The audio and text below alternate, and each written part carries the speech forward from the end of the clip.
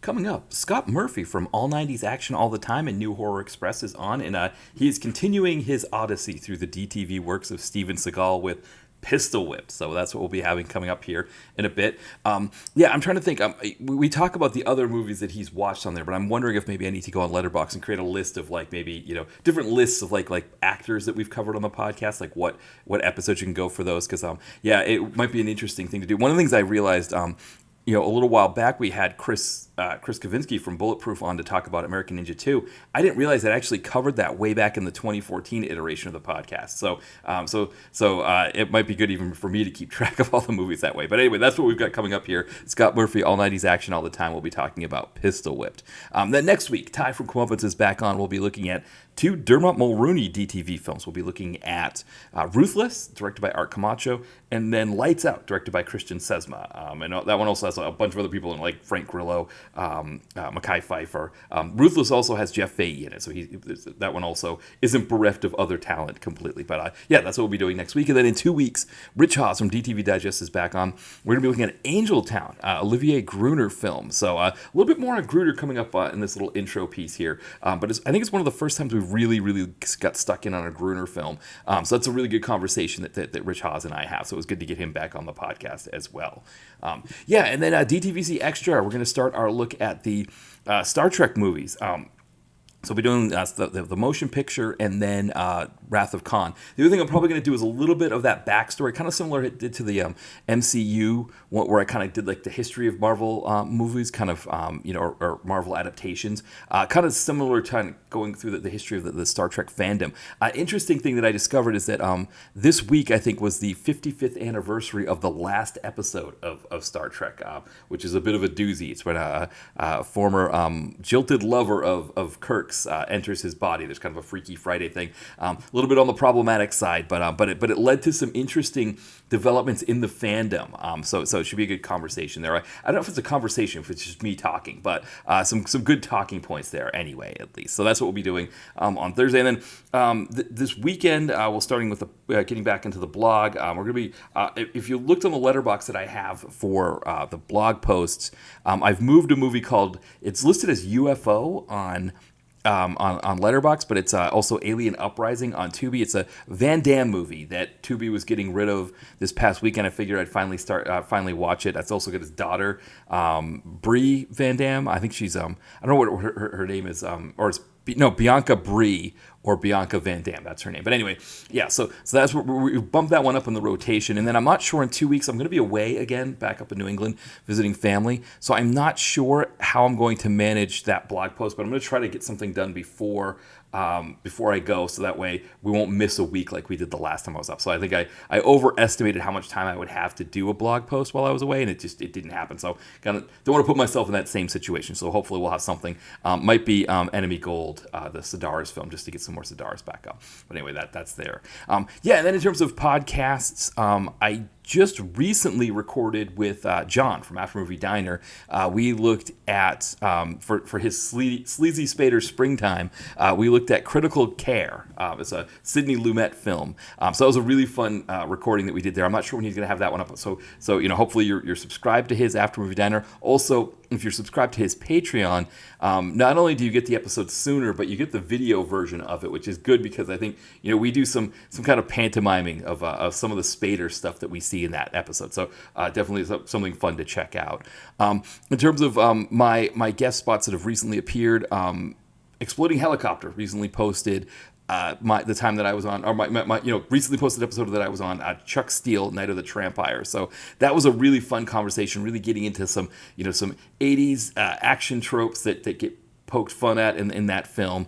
So yeah, that was a really, really fun conversation. So again, if you're not subscribed to Exploding Helicopters podcast, you should be. You can check me out on there. And then of course, I Must Break This podcast. Sean Malloy, he had me on recently to discuss, not Four Got 10 was the other I keep wanting to say Forgotten was the movie we discussed, but no, we discussed Altitude, but it's on the same episode as the one with Forgotten. But again, if you're subscribed to I Must Break This podcast, you can check that out there as well. And then I mentioned it a little bit earlier about Olivier Gruner. So I had nothing to do with this podcast episode, but the guys that come up and recently had Richard Pierce, who was a screenwriter who did Section 4 Extraction. I think it's something Sector 4 Extraction. That was a Gruner film that Pierce worked on with him.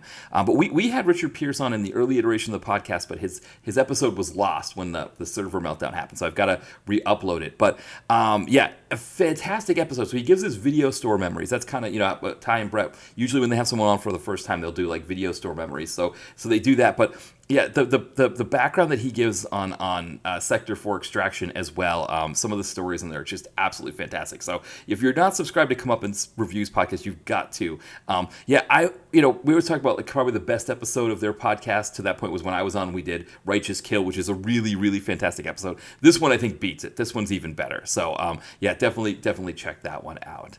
So I think that is everything. So what we'll do here is we'll take our break and then we'll get stuck in. So the first 45 minutes of the podcast, we're going to be talking kind of more about sort of the overall sort of difference between the action movie ecosystem and the horror movie ecosystem, and why the quality of action movies has dropped so considerably compared to horror movies, at least the DTV, and why there's really not enough people holding action movies feet to the fire. That's kind of what we talk about with the first 45 minutes, and then after that we get stuck in for a good long conversation on Pistol Whipped, which is it's a total fun movie. I think it's one of Van Damme's best, or sorry, I keep saying Van Damme, one of Seagal's best DTV movies. So what we'll do is we'll have John Cross, After Movie Diner, play us in here with our theme song, and then we come back. Scott Murphy from All 90s Action, All This Time Will Be On, and we'll be talking about Pistol.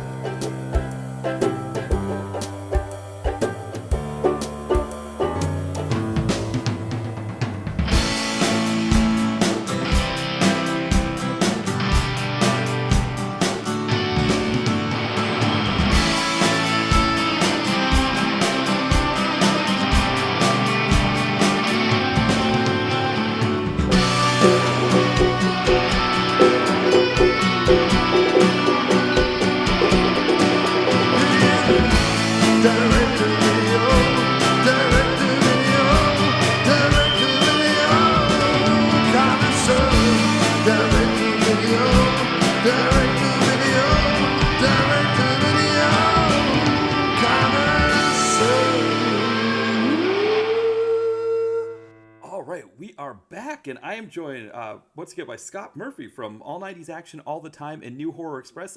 He's joining us actually from the future because it is today here in Philadelphia, but it's tomorrow in New Zealand. So welcome, Scott. It's good. It's good to be here as always. It's always a fun time to come on the show. And yes, I think pretty much everybody I record with, I'm coming in from the future, because usually I record with people either in the States or in the UK. So I don't know if maybe there is other places that are further in the future than I, but I think they're kind of small Pacific islands. So don't record a lot with people there. Right, exactly. Yeah. The only other person from near your time zone is we've had Simon Miller from Explosive Action. We've had him on before, but when I record with him, I record at like 5 a.m. my time. So it's like, it's early in the morning my time, but the evening his time. So we're still technically in the same day. So you're the only one. I have a friend sometimes. Like I had a friend one time who he was in Japan for New Year's, and so we were joking that it was like the next year earlier, and I was joking like, what is the future like? Is it just like Richard Norton in a leather vest, driving around with spiked cars or something like that? Like is it all dystopia or something like that? Yeah, that's right. Yeah, I know. That's what it's like. That's what it's like in New Zealand. It's just like what you've seen in all those kind of Mad Max movies and Mad Max knockoffs, Right, exactly. That's what we get for the future. Exactly. Now you said it's always a pleasure to be on the show, and obviously it's always a pleasure, at least for our conversations. But this is now your 5th Seagal movie. Just to give people an idea, because we do have some new listeners out there. Cool. Give you a sense of what Scott is endeavoring here on our podcast. When he was first on, we did a Dolph movie, and the original plan was he was going to go through kind of all the DTV stars. So we were going to do Seagal next, and then Van Damme, and maybe Gary Daniels. Kind of go through Cynthia Rothrock. But after Seagal, in talking about it, I was like, hey, actually, what if I just went through all the Seagal DTV movies? So that's the endeavor that we're embarking on here, and this is now number 5. So we've done The Keeper, Mercenary for Justice, Shadow Man, and Attack Force before this. You can go in the archive and find those episodes if you want to kind of see where we've started on this. But we're now on number 5, Pistol Whip. So yeah, so I feel like I've got to do a wellness check, Scott. See how you're doing this far in. I think I'm doing all right. I'm doing solid. I feel like Attack Force was a bit of a struggle, and it kind of it dented my resolve. But I feel like I'm back. I'm back on track. I enjoyed this one much more than I enjoyed Attack Force or Mercenary for Justice. And even Shadow Man, I guess. So we kind of slogged our way through those. Although I think that Attack Force was definitely the biggest slog. I think that at least Mercenary for Justice and Shadow Man had the odd interesting thing in them that made them not too much of a slog to get through. So, but I don't know. Yeah, I mean, like I'm all right at the moment. I did work out that like if I came on, 5 to 6 times a year, we'd probably be doing this for about a decade. So I don't know. Maybe if maybe in a couple of years I'll have regretted this, but like at the moment I'm okay. I'm still committing to the bit. Yeah, because it seems like he's stopped making movies. Like he's got 2 things in pre-production, but he hasn't really made anything since 2019. So he's giving us a chance to catch up. But I mean, like for example, with Pistol Whip that we're going to be looking at today, it's one of 3 movies he did in 2008. It just seems like unlike like certain DTV stars who have like a year here or there, they'll do a bunch. It seems like with Seagal, it was kind of throughout the 2000s, throughout his DTV process, he was just always doing 3 or 4 a year. And 2008 is no exception. Or I guess actually 2008 kind of is an exception because he has Pistol Whipped and Kill Switch, but then the other one was the Onion movie. So I guess we can kind of give him a break on that one. But yeah, there's a lot of Seagal to get through. But I'm glad I picked Pistol Whip because I was hoping it would be a little bit of a reprieve, especially after Attack Force, and it wasn't quite as good as I remembered it being. But it's definitely it's not an Attack Force, which I think is a huge mark in its ledger. Oh yeah, no, it's definitely not Attack Force, and I would say of the DTV ones, Seagal ones I've seen, I would say it's possibly my favorite of the DTV ones I've seen. Yeah, I think that the other one that kind of comes close is probably Urban Justice, but yeah, I think this might be his best movie he made in the 2000s. Apart from Exit Wounds, maybe Exit Wounds is better, but I would say that after Exit Wounds, it would be either this or Urban Justice. Yeah, I totally agree, and that also includes what was it? The one that he Half Past Dead. I think that even includes that. Oh yeah. Yeah. I was never really a big fan of Half Past Dead. I have to be said. So yeah. Yeah, no, I agree with that. And I mean, The Foreigner is another one. I don't know if you've seen The Foreigner yet. That's another one that no, I've not seen The Foreigner yet. No, yeah, no. I think you really enjoyed that one too. So those are 2 that I think But I mean, there's not a lot. I mean, there is that mindset of maybe this isn't like it's not a high bar that we're setting here for good DTV for Seagal. But yeah, this is it's at least watchable for sure. Yeah, I mean, so I think, and maybe I'm going soft in the head after watching all these. In recent times, obviously, we slogged through Attack Force. I also was a guest on I Must Break This podcast, where we talked about Dead Trigger, which is probably one of the worst Dolph film I've seen. Yeah, I think maybe coming off of the back of that and seeing some other kind of terrible movies, maybe this was a kind of a reprieve. So yeah, I ended up giving it 3 stars on Letterboxd. I don't know if it quite deserves 3 stars, but I had a fun time with it. So yeah, and like I say, I'm going to stand by my opinion. I think this is the best DTV Steven Seagal. I've seen. I've not seen them all. I've seen a bunch now. I looked at my letterbox. I've now seen 28 Steven Seagal films. Obviously, like 9 of them are theatrical, or 10 of them are theatrical. But which I think is a considerable amount more than most people have seen. Even if it's not, it doesn't put me in Seagal expert territory. I know some people have seen like all of his movies or most of his movies. I've seen nowhere close. But I think there's also on the other end of the spectrum, there's a lot of action fans who've probably just seen his first 5 movies and nothing else. So like, I'm in a kind of weird middle ground. Yeah, for sure. I think the Foreigners one you'll probably put up there. I mean, the 3 stars I think is an accurate number, because I've looked at. So I actually went through some, my review of it. I think the review that I gave it, because I don't do stars, but I think it would equate to a 3-star review. Mitch at the Video Vacuum, when he reviewed this in 2010, he gave it 3 stars. The guys at Comeuppance were tougher. They gave it 1.5 stars. Though which is interesting because they're usually easier on a movie than Mitch at the Video Vacuum. Usually, usually if Mitch gives a movie 3 stars, they give it 4. And so but I think the issues that they have with the movie, I think, are things that we're going to bring up that we may have made it more endearing for us. So it's going to be interesting as we get stuck in on this one. Yeah, absolutely. I'd be intrigued because that's interesting to me because like you said, I kind of assumed that would be the other way around. And I did. It was interesting as well because I looked it up on IMDb and then I looked at the kind of critic reviews on IMDb and I was like, "Oh, you're there. Mitch is there. Ty and Brett are there," and I was like, "Oh, that makes sense." And I read your review of it, and I have to say, I thought it was a pretty fair review. I agreed with most things in your review. The one thing that I really didn't agree with you though is, and I don't know if you've maybe reconsidered this on rewatch, but I absolutely disagreed about your point about Lance Henriksen. You said like maybe they could try a Peter Weller or a Gary Busey.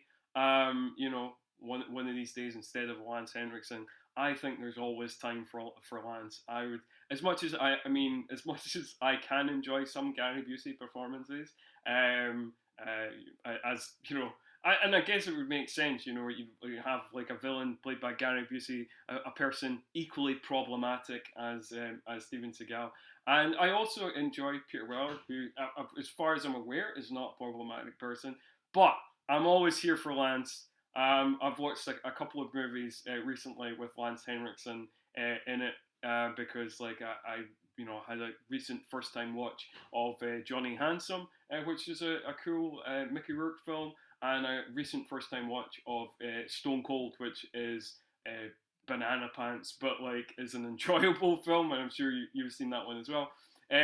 But yes, I'm always here for Lance, so I'm going to be the stand for Lance here. No, I have reconsidered that. I was kind of shocked by that paragraph, to be quite frank. When I saw after watching the movie and I went and read my review again, I was a little surprised that I said that about Lance, because just to my when I was doing the Alien versus Predator episodes of the Predator, my solo podcast, I was extolling the virtues of Lance Henriksen in there. So I agree with you. I think I don't honestly know. I think it's because it felt like a one note kind of baddie. But to be honest, like when you're watching it this time around, watching it this new time, he adds a little something to that baddie that, for the one notish that it was. He adds something to that one note that makes it a much sweeter one note, if that makes sense. Yeah, that totally makes sense. I absolutely agree with that. I think that Lance's performance is a one note baddie, and he doesn't get a lot to do, and he isn't in that many scenes. I kind of expected him, based on I guess you can't expect anything based on the cover art, because cover art is there to confuse you, to drag you in, and being like, oh, that person's in the movie, and then you're like, well, they're not in it. They're in it for 10 minutes. Yeah, so he's not in it that much, but I think he does the best with what he's got, and I think he is fun in the role, and I was glad he was there playing that role, because I think that there's not much of a role there, but with an actor of the stature of Lance Henriksen, who is one of the kings of the B movie, he still kicks ass in that role. Yeah, for sure. It's interesting. I've always kind of wondered myself when I see things like that because there are some. There was, I think, The Foreigner. I was saying it was like better than some of his like best theatrical things, and I was like, that's not true. Like, why did I say that? Like, so it's interesting. Like when it comes to going through and like seeing, like I'll go through my old reviews, that I wrote, because like for example, Pistol Whip was written in 2008, and sometimes I'll Sure. say something ridiculous like that paragraph because I'll be frank, I was surprised that I said that myself. I was like, what is 29-year-old Matt thinking with on saying that because like I have a full appreciation for Lance Hendrickson myself, but I've always wondered like, should I go back and rewrite that piece or let it stand there and like be its own thing, and so I sometimes I'll Lucas like because sometimes the humor that I would try, the snarkiness that I would try to do back in the late 2000s doesn't play as well today. I think one of them was I would refer to Kathleen Kinmont as the chick from Renegade. That was like what I called her in the reviews, and I was like, that just doesn't read well today. Plus, I've kind of appreciated her career a lot more now. With a lot of the PM Entertainment stuff that she did and everything. So it's like, okay, do I want to go back and change all of the chick from Renegades to Kathleen Kinmont? Or keep them and be like, that's who I was. And so, yeah, but with the Lance Henriksen one, because it's a full paragraph, it's like, there's a part of me that does want to kind of, after seeing this, go back and kind of fix that up. But then there's another part of me that's like, I don't know, like George Lucas, it's like, just accept that you don't have Hayden Christensen in Return of the Jedi. I know what you mean. I think just let it stand. I believe it's just a snapshot of who you were back then. There's always time for you to like disagree with yourself. It's there's always space for that, and you can have things that are yeah, there are of a time and a place, and you believed them at that time and a place, and but then you evolve as a person, and then maybe you don't believe that anymore. So I think because like I've written reviews for a number of different websites over the years, and I probably don't agree with all my reviews, and everything I've written, and like you evolve as a person, and I'm kind of similar to you. I remember when I was in my 20s. I guess like I was very I was watching a lot of like mystery science theater and I don't know if you followed the kind of that guy with the glasses website that had a number of those kind of YouTube reviewers like the Nostalgia Critic, Nostalgia Chick, Cinema Snob, a bunch of other people like that who, and that was kind of bad movie beatdown. That was another one where and they were all kind of funny. They were all done in a kind of deliberately kind of comic way, but were done in that kind of snarky way. And I don't know, man. Like it was just what it was at the time, and I think like that was kind of like very much the humor of the time as well. Like when particularly particularly amongst my kind of group of friends, things like Family Guy were very popular, and Robot Chicken, and all this kind of like things that were referencing kind of pop culture things, and B it was very reference humor and also kind of very snarky humor. And I think that was just kind of in the air in the 2000s, particularly the kind of mid to late 2000s.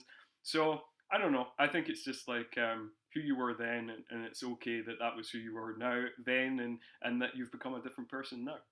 Yeah, I think that's a really great point, and I think it is one of those things where it's like, yeah, I mean, you when you read those things, you're like, oh yeah, that's and I guess the other thing too is if you've got like however much time it is between. I mean, we're now talking like 15 years between the late 2000s and now, and there is a lot of time not only to grow, but also you watch more things, you learn more things, and and I don't know about you. The other thing too is like when I started my site, I didn't ever talk to anybody who made movies, right? I didn't know anything about the craft of making movies. It was just like my understanding as a viewer or something like that. And then having directors talk to me about the not even necessarily to be like, I'm going to disagree with what you said and here's but more to just be like, yeah, I was making this movie, this is how this happened or this is how that happened, and you start to get more sympathetic, I think, too. And that's the other piece of it where it's like you kind of you almost like understand where people are coming. Now, granted, with the Seagal, it's probably why the Seagal movies are so much easier, right? Is that we kind of know the reasons why they don't work. We know whose fault it is, and we can really Yeah. hammer home on whose fault it is. And that's probably why the snark still works for the Seagal movies in a way that it maybe doesn't for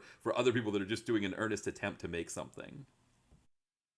Yeah, I think that's absolutely true. I mean, like the fact that we know how problematic Seagal is, and the fact that we know how lazy and unprofessional he can be, I think like bagging on Seagal is, um, yeah, I don't. Well, people generally won't react against it, because I think there's a general understanding of what the whole Seagal ness of a production is. But no, I think I agree as well that it makes a massive difference. Like before I started my original podcast, New Horror Express, I was a completely different movie viewer than I am now, and I started that in 2018, like 6 years ago, and talking to a lot of people who work in indie horror, who are directors in indie horror, or actors, or screenwriters, or whatever, and kind of getting a greater understanding of that process and the constraints that are involved and the scrabble to get proper financing and the fact that there's no time for reshoots, there's not a lot of time for even beyond like a few takes and stuff like that. Often they're it's very tight. They're often making films in kind of 2 to 3 weeks. Most of the people that I talked to on my podcast, because it was really indie horror, were on budgets of kind of often anything between like 20 grand and 250 grand, like something like that. We're talking like proper indie stuff. So yeah, kind of coming to grips with that experience and what that experience is like definitely made me a much more empathetic reviewer of things than maybe I was pre starting my journey on the New Horror Express. Yeah, for sure. Because I think that, like you said, like there's that snarkiness factor that came from like MST3K and all of that, and I think there was that one, like you just gonna want to see every low budget movie through that lens of being able to make fun of it and all that stuff. And it is one thing. It's different when you're just sitting at home watching it with your friends and you're making fun of it than when you're posting in a blog. And I wanted my blog to be MST3K and make those same kinds of jokes. And it's like it's a little bit different, right? I mean, I'm sure it's probably different too when you actually make a movie and you see MST3K making fun of it, right? It's probably like I know Joe Don Baker was not happy with Mitchell, with how they treated him in Mitchell. But yeah, it's how do I want to say, it's like you said, it's like one of those things where now you become more sympathetic and you're like, okay, I can understand what they were going for here, or that kind of thing. And I think that's always yeah, it's sort of changed our mindset. And I think definitely 2008 Matt versus 2024 Matt, like definitely that part of it's there. But then like you said too, it's like you see more Lance Hendrickson and you like him more at that point. Yeah, and I think that Lance Henriksen, I have a great appreciation for Lance Henriksen because I admire like actors who like just turn up and like doesn't matter what they're in, they just do their job and like they commit to whatever film they're in. Doesn't matter if it's like the shittiest script in the world, they'll just turn up and do their thing. Like, and I think that Lance Henriksen belongs to a very elite group of like actors like Nicolas Cage, like Max von Sydow, like Donald Pleasance, who just doesn't matter how terrible the film is, they are generally committing to the bit. They are generally doing good work, and I think that's incredibly admirable.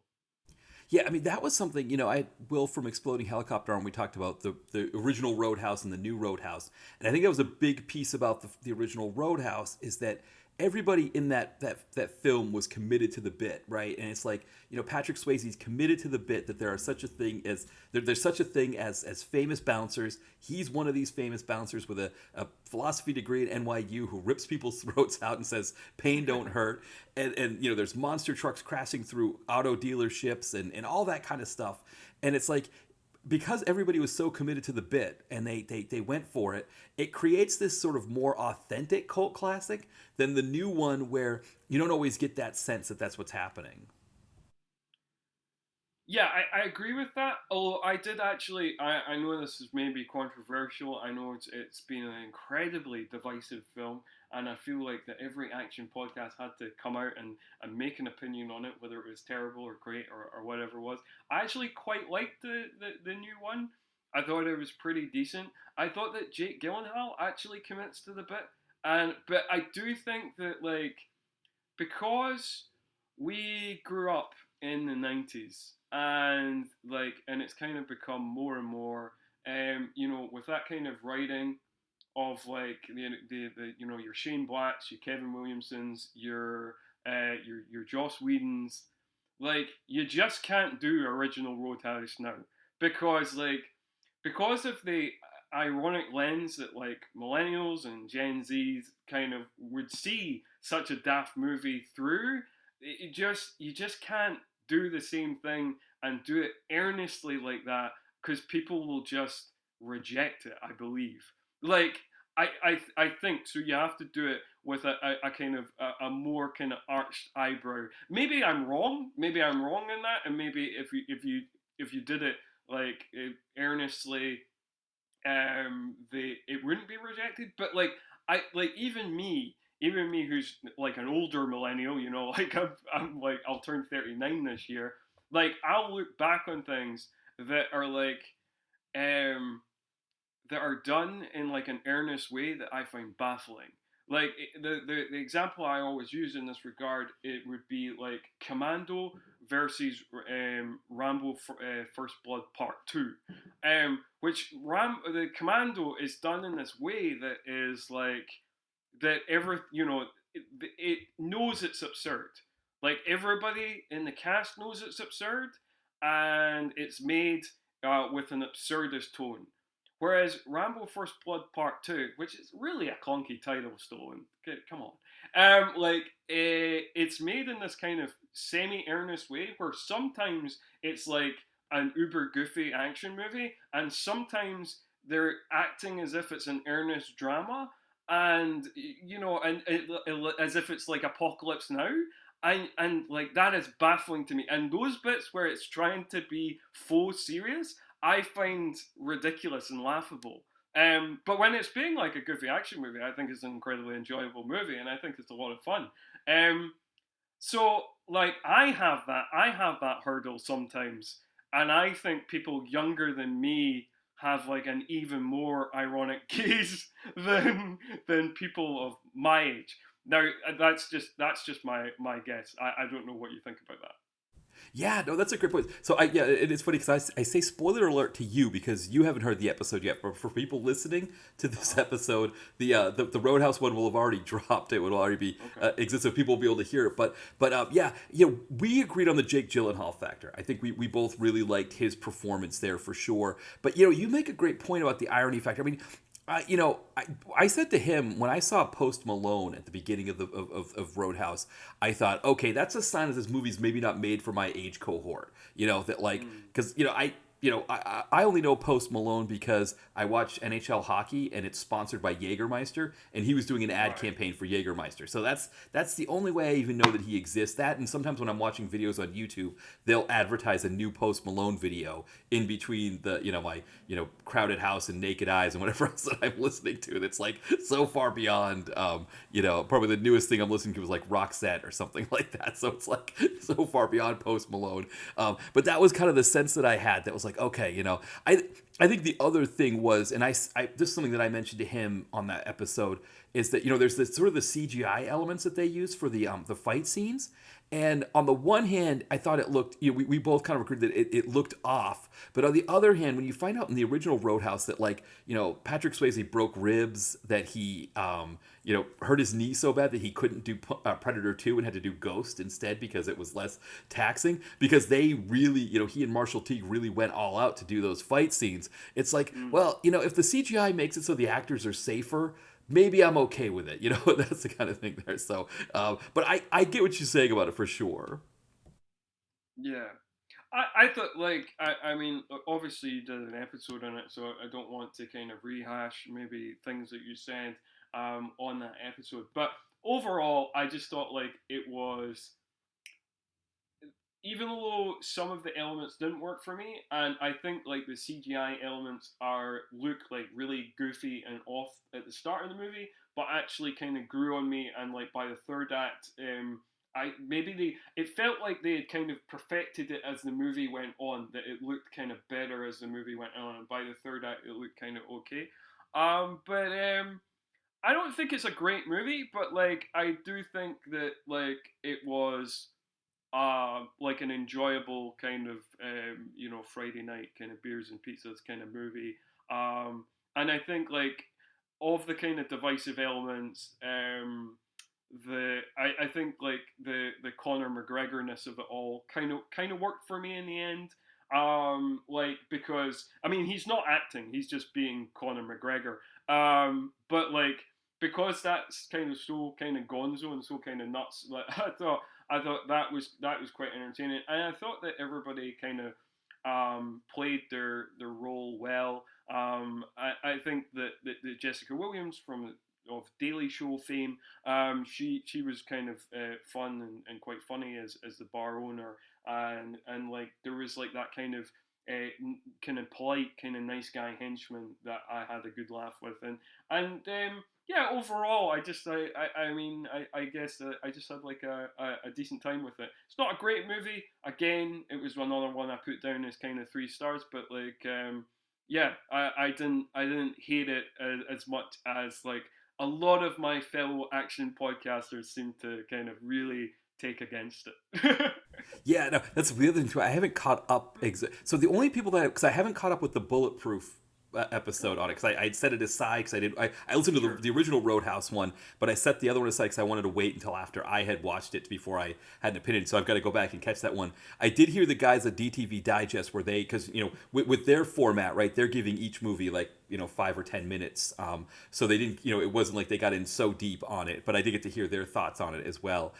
So it is, it's one of those things. I think, like you said, like it's, I think there's going to be some elements like, one of the things we went into on the podcast was the idea that there's so many movies that get remade. So it's kind of like, okay, is there a point to the remake? Is there, does it work that way?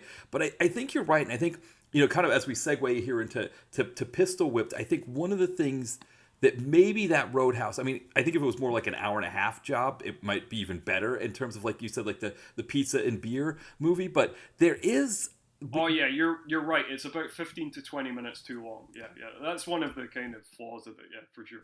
Yeah, and I think that could be, those pizza, but you're right that there's a place for the pizza and beer movie, especially pizza and beer action. I think, like, for me with horror, sometimes pizza and beer horror don't go together, because if the movie's like got really gross scenes in it, I can't eat my pizza while I'm watching it. But the pizza and beer action, that is something that we've gotten away from a little bit to some extent. And I think, thinking of Roadhouse in that context, and thinking, like we're going to talk about here with Pistol Whipped, it feels like in the late 2000s there were a lot of pizza and beer movies. I mean, I think Command Performance, which you've talked about with on this show with me, I think fits that mold. I think even The Keeper to some extent, right? That one of the ones that we've discussed on here, which was one of, I think it was like it was an '09 one. I think that one fits even better. I mean, there is a place for that sort of 2.5 to 3 star, just get you over on a Saturday night action movie that we don't always have as much of anymore. And that's a good point about that Roadhouse movie, that it kind of fits that niche a bit.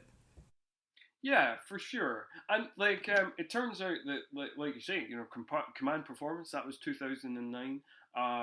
The Keeper, that was 2009. I'm pretty sure Blood and Bone, that was 2009. 2009, pretty kick-ass year for pizza and beer kind of action movies. That's a great point. Yeah, and then and I guess it was kind of the very end of '09 into 2010 is when Michael Jai White released Black Dynamite, which might be the best out of those kind of pizza and beer ones because it's just like it's Yeah. a comedy romp, but it's it's a really excellent movie. Yeah, for sure, for sure. So I think like I do feel like this was this was kind of the end of it. Like, I don't know, like I've not dug into a lot of kind of like 2010s kind of DTV action, but I do feel like we got more into the kind of, particularly in the last decade, we got more into the kind of bait and switch kind of movies and all that kind of stuff. So I do feel like 2009 might have been 2009, 2010, that might have been the kind of the last heyday of like, because I think like even in 2009 DVD sales were quite strong, and then obviously they start to tail off, and then particularly when streaming becomes a big deal in the last decade, because yeah, in the last decade since like 2014. And so I think this might have been for like DTV action, and I don't know why, like, indie horror is kind of weird. It's kind of more, it's more split. You get like your deeply cynical movies, your things that are like based on like things that have gone out of copyright recently, or your kind of like your Charles Band stuff, and like, or your Asylum stuff, all that kind of deeply cynical stuff. But then there's like a lot of passion projects, and there's a lot of things like indie horror still seems to be quite fertile, but I do feel like, yeah, this was like the dying days of like the heyday of like DVD, DTV action, kind of the pizza and beer movie that we're kind of talking about. This was kind of the tail end of it, 2008, 2009, 2010, and then after that you get into the kind of the slump, and the budgets collapse, and they lean way more into the kind of bait and switch stuff, and it just yeah, it just kind of, it feels kind of like the market's kind of been hollowed out on them, and I don't know, like maybe we can bring it back. I mean, certainly in the mainstream, action seems to be coming back. I've not seen all of them, but like I know a lot of people were enthused about the latest Jason Statham movie, The Beekeeper. Monkey Man seemed to get a lot of good reviews. The Fall Guys getting a lot of good reviews. Actually, I have seen that one. That was really enjoyable. Also, there's a new one coming out called Boy Kills World. That seems to have been received enthusiastically by people as well. So, like in the mainstream, I feel like action is kind of coming back a bit, but in the kind of DTV realm, I don't know. It seems to be just collapsing ever more and more. Yeah, and there's, I mean, I think there's a couple of theories, but maybe this you're maybe probably a good person to ask for this. I mean, I think one element I think is the Randall Emmett effect. I think when Yeah. he comes in, and of course Seagal's one of the first people he latches onto, and then it's Bruce Willis. But all of the movies are done on the cheap, and the whole idea is to do them on the cheap as much as possible to get them out to foreign markets and make the money there. And so it's just like get some big names on there, but do everything else on the cheap as much as possible, and hope that those big names will sell. It's a very cynical approach, right? It's very it's not the best, but I think it what it did is it caused every studio to say, let's do it the Randall Emmett way. And so then you get names like Daniel Zarrilli, who unfortunately just passed away this past week. But was a great yeah, really great producer and director who did really well on low budgets. Could really work on those. But I think he comes in with an earnestness that's definitely not there in a Randall Emmett film. But again, he's hamstrung by those budgets. I mean, Jesse V. Johnson, I think, is another name. Who's still kind of keeps the action going. Isaac Florentine. So there are a few directors out there that are still giving us really good products. But I think what's interesting, I think, to kind of go back to your point about that is, one, I think for them it's almost like the floor is low, is higher, right? So it's like they're giving you the best that they can give you on a budget, and you get a very higher floor than you would get from like a Randall Emmett movie. So you know you're going with a certain level of quality. But then it's like, Mm. because they're doing everything on the cheap, it's like, okay, we've got to substitute, New Mexico for L.A. We've got to substitute. I think in One Ranger, I think he did Ipswich. He substitutes Ipswich for London. So there's a lot of different ways that they have to cut things, and of course, it's one or two big names, and then like all lower end actors, and again, cutting corners on the action level. But the other thing that I'm wondering when you talk about the horror element of this is, do you think like that kind of more established and broader ecosystem of both horror fans and horror review sites and all of that has helped to sort of keep that market alive a little bit better in a way that the action ecosystem, which isn't anywhere near as robust, isn't able to do?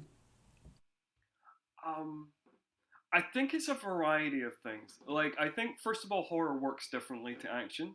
I think that a lot of the times with action, it is about capturing a name and having a name on the tin, because action fans tend to gravitate towards names, whether that's Seagal or Dolph or Van Damme or whoever that is, or Bruce Willis or whatever.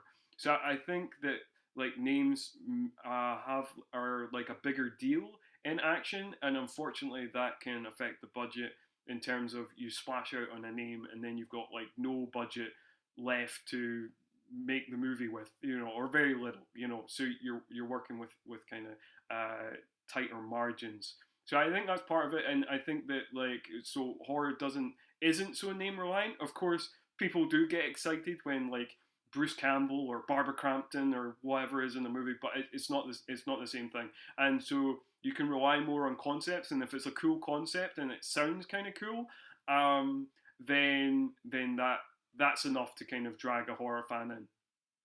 I think that's one thing.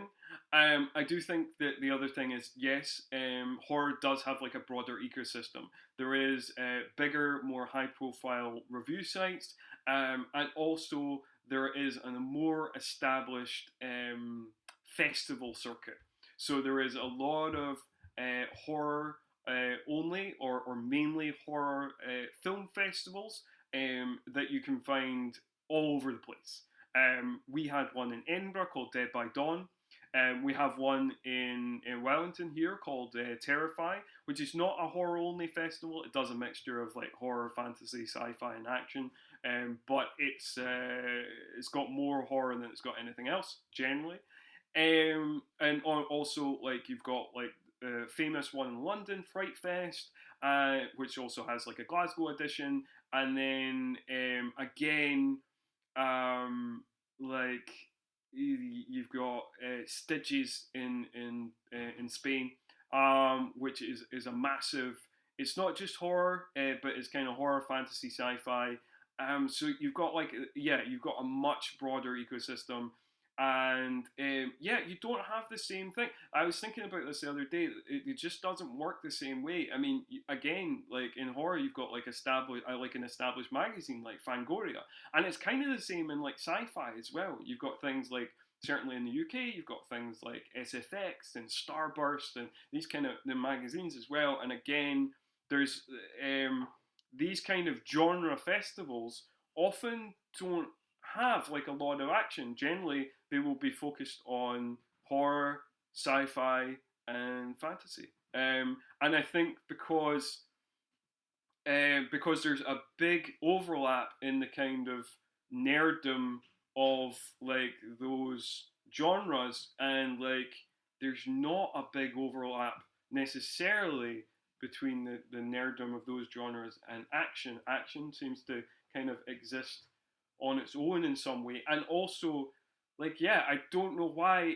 Maybe I guess like I view it as kind of similar to sports, that like I'm a big football fan, and but like there's like the and football is the most popular sport in the world, but in terms of like the percentage of like people who are like nerds, who are like football kind of nerds, who might read um like who might read like things about like tactics or like the history of like the how tactics evolved over time and all these kind of things and how Pep Guardiola was influenced by Marcelo Bielsa who was influenced by somebody else and like you know for example um I've got like a book that's called Angel with Dirty Faces, which is a 500-page book about the history of Argentinian football and how it connects to like the culture and society of Argentina, but also like the tactical development of all that of Argentinian football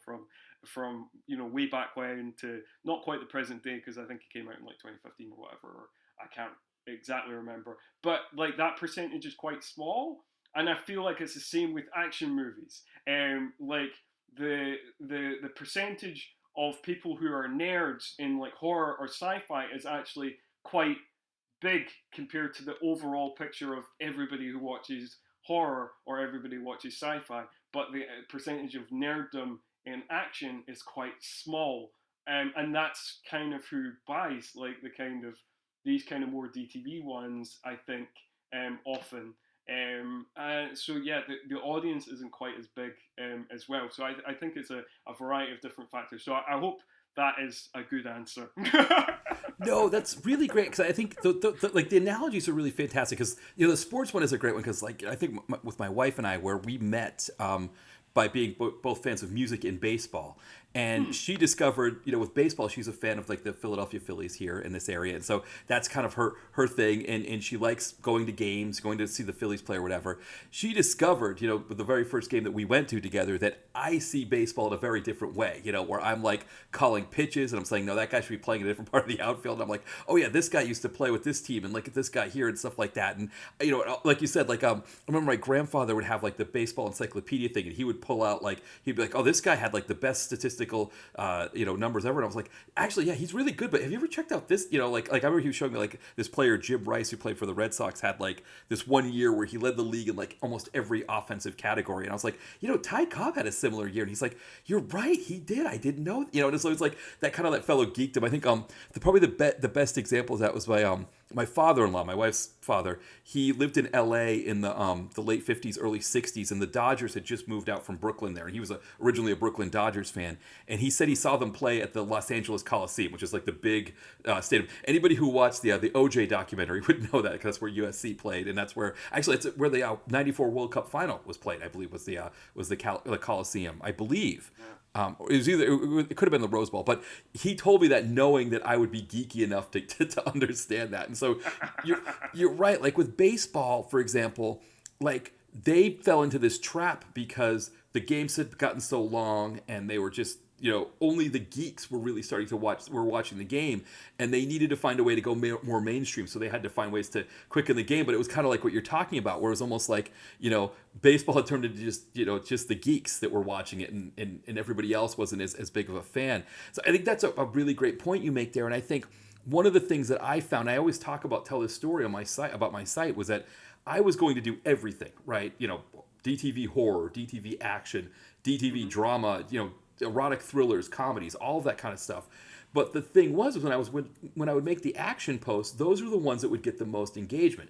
People were replying, responding, and those were also the people who were saying, hey, can you review this movie? Or, hey, you got to check out this actor, or this movie, or that thing, or something like that. And then it was like other action sites were kind of glomming on, so we started to kind of create our own like sort of ecosystem within that. But, you'd look at a movie, and like you said, like, for example, this one here, Pistol Whip, that we're going to talk about here from 2008, for critic reviews, it's got a somewhat healthy, but it's like, I think it's 21 critic reviews. Whenever I review a horror movie, even a low budget one, that's something that would be equivalent to this movie, it would have 50 critic reviews maybe. And even like you said here, like when I live, I run my errands near the convention center here in Philly. So whenever they have like a horror convention or some kind of like like you said, kind of a nerd fandom kind of thing, whether it's like cosplay or Marvel or Star Wars or whatever, right? You see so many people that are there dressed up and all that kind of stuff, and there isn't like a Arnold Schwarzenegger convention thing where people are dressing up with like fake muscles and like warp or paint on to be like commando or something like that. It's not the same kind of thing. You're absolutely right, and I think it doesn't what like you said, there's almost a sense that like the cynicalness, they can kind of get away with it more because there aren't as many people that would crush a movie like that the way that they like the horror fans might. Oh yeah, there would definitely be a bigger backlash amongst horror fans, and yeah, I mean like you say, there is these like bigger sites. Like in horror, you've got Bloody Disgusting, you've got Dread Central, you've got Arrow in the Head, which is part of the Joe Blow network. Like you've got all these things, like so that there's just everything's more amplified in horror. Whereas yeah, like you say, like a lot of these action movies, they'll be covered by you, they'll be covered by Mitch, they'll be covered by Ty and Brett, they'll be covered by Bulletproof Action. But and there's certain other kind of action sites, but they're not as big. They don't have the same traffic as the kind of horror sites I've just mentioned. So it is Yeah, I it's a think totally that's a really good point there distinct. for sure. Well, yeah. Well, why don't we take a break here? This is probably a good place for us to pause things a bit, and then when we come back, we'll get 90s stuck in in LA. on the war on drugs is raging, and Detective John Bainbridge is the LAPD's secret weapon against crime. Former Special Forces in Nam, he's a cop on the edge. When he and his partner Geary uncover a potential human trafficking ring, it doesn't take long before John Bainbridge realizes this thing goes all the way to the top, which doesn't scare him. That just means they'll fall that much harder when he takes them down. Part send-up and part love letter to early 90s action films, Bainbridge will take you back to the golden days of Canon, PM Entertainment, and AIP. You can get it in paperback or on Kindle and Kindle Unlimited from Amazon. Follow the link in the podcast. Don's House in the Mountains is available now. It follows Don Veazey, who after 20 years has finally made it as a writer, going from an AP English teacher to richer and more famous than he ever could have imagined.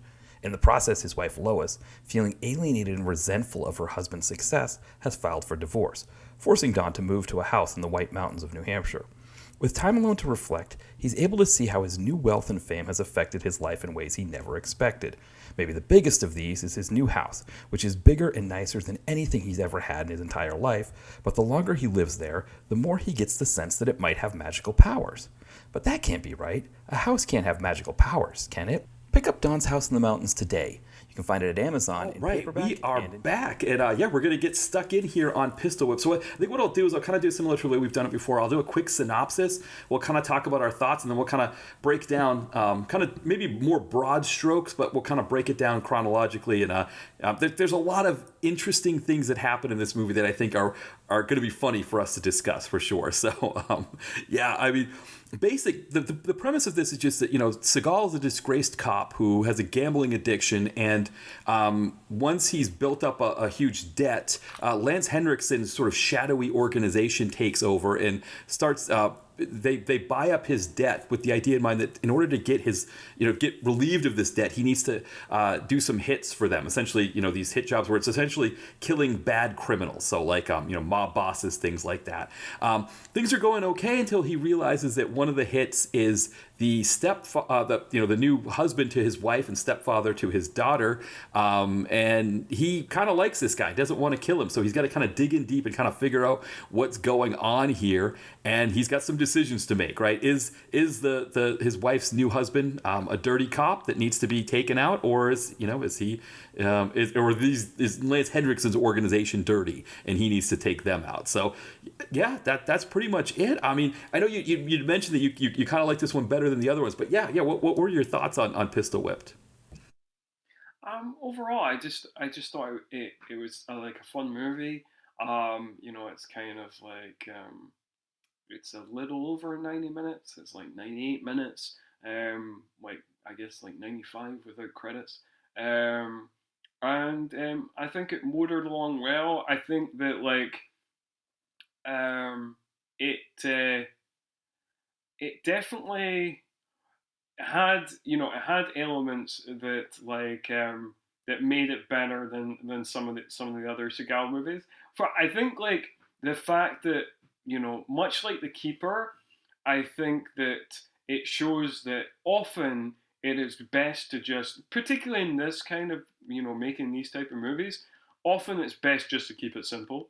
And this has like a simple plot, It's easy to follow. There is some convoluted elements, which I'm sure we'll get into, but like for the most part, it has a fairly streamlined plot. You know exactly what you're doing, and we're just going from kind of mission to mission, kind of watching Seagal kind of kick ass.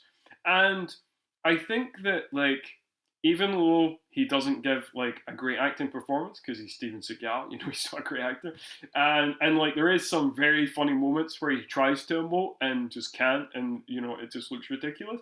But like as like a kind of action performance, like it's a solid performance from Seagal.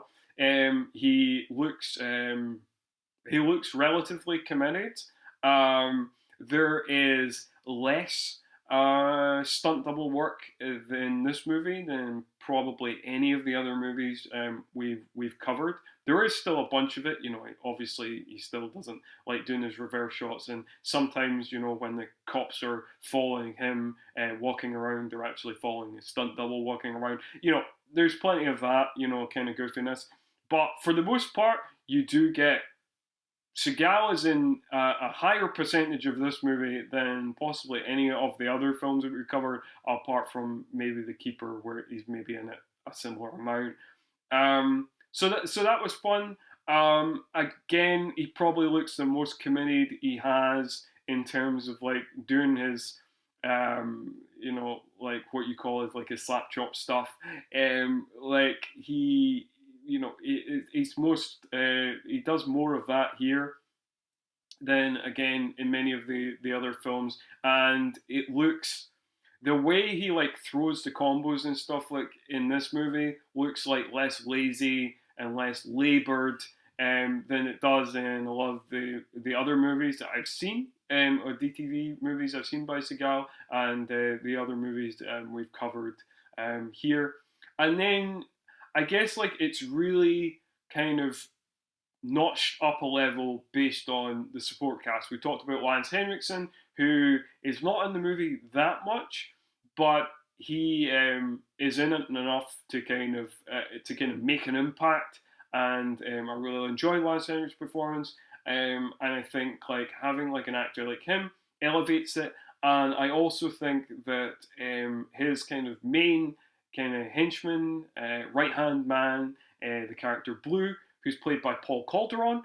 Again, Paul Calderon is a very solid character actor. It's always good to see him, and he does a very solid job here. And I think he brings a lot to the movie. He's in quite a lot of the film, and I think that like Paul Calderon is such a good actor that he manages to drag a little something out of Seagal, and their banter and chemistry actually works pretty well. So yeah, I think overall the action is pretty solid. There's some good fights.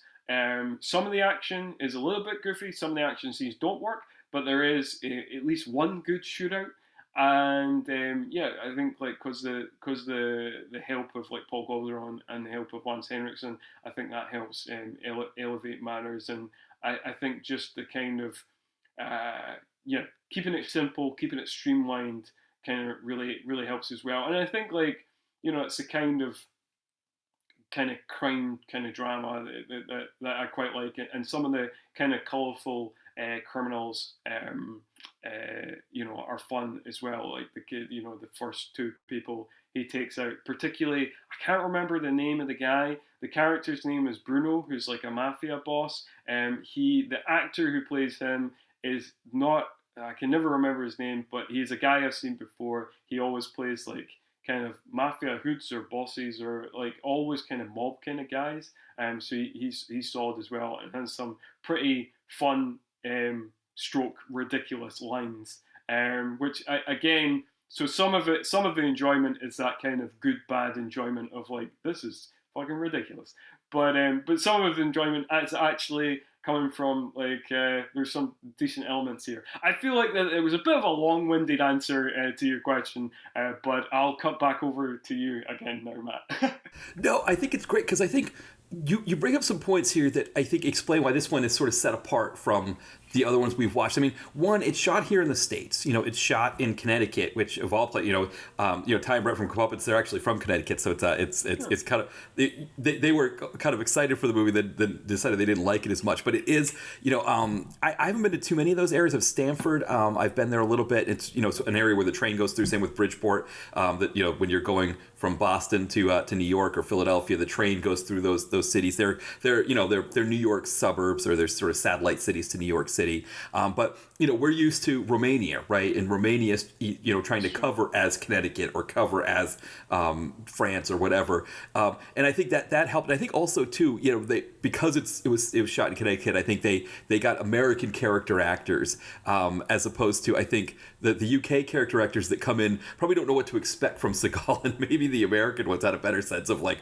what they're doing there or something like that. Because you're right, like Calderon definitely gets more out of that. I think another actor in this was Renee Elise Goldsberry, who she plays the female sort of like, I don't know if femme fatale is the right word, but she's sort of like the woman working with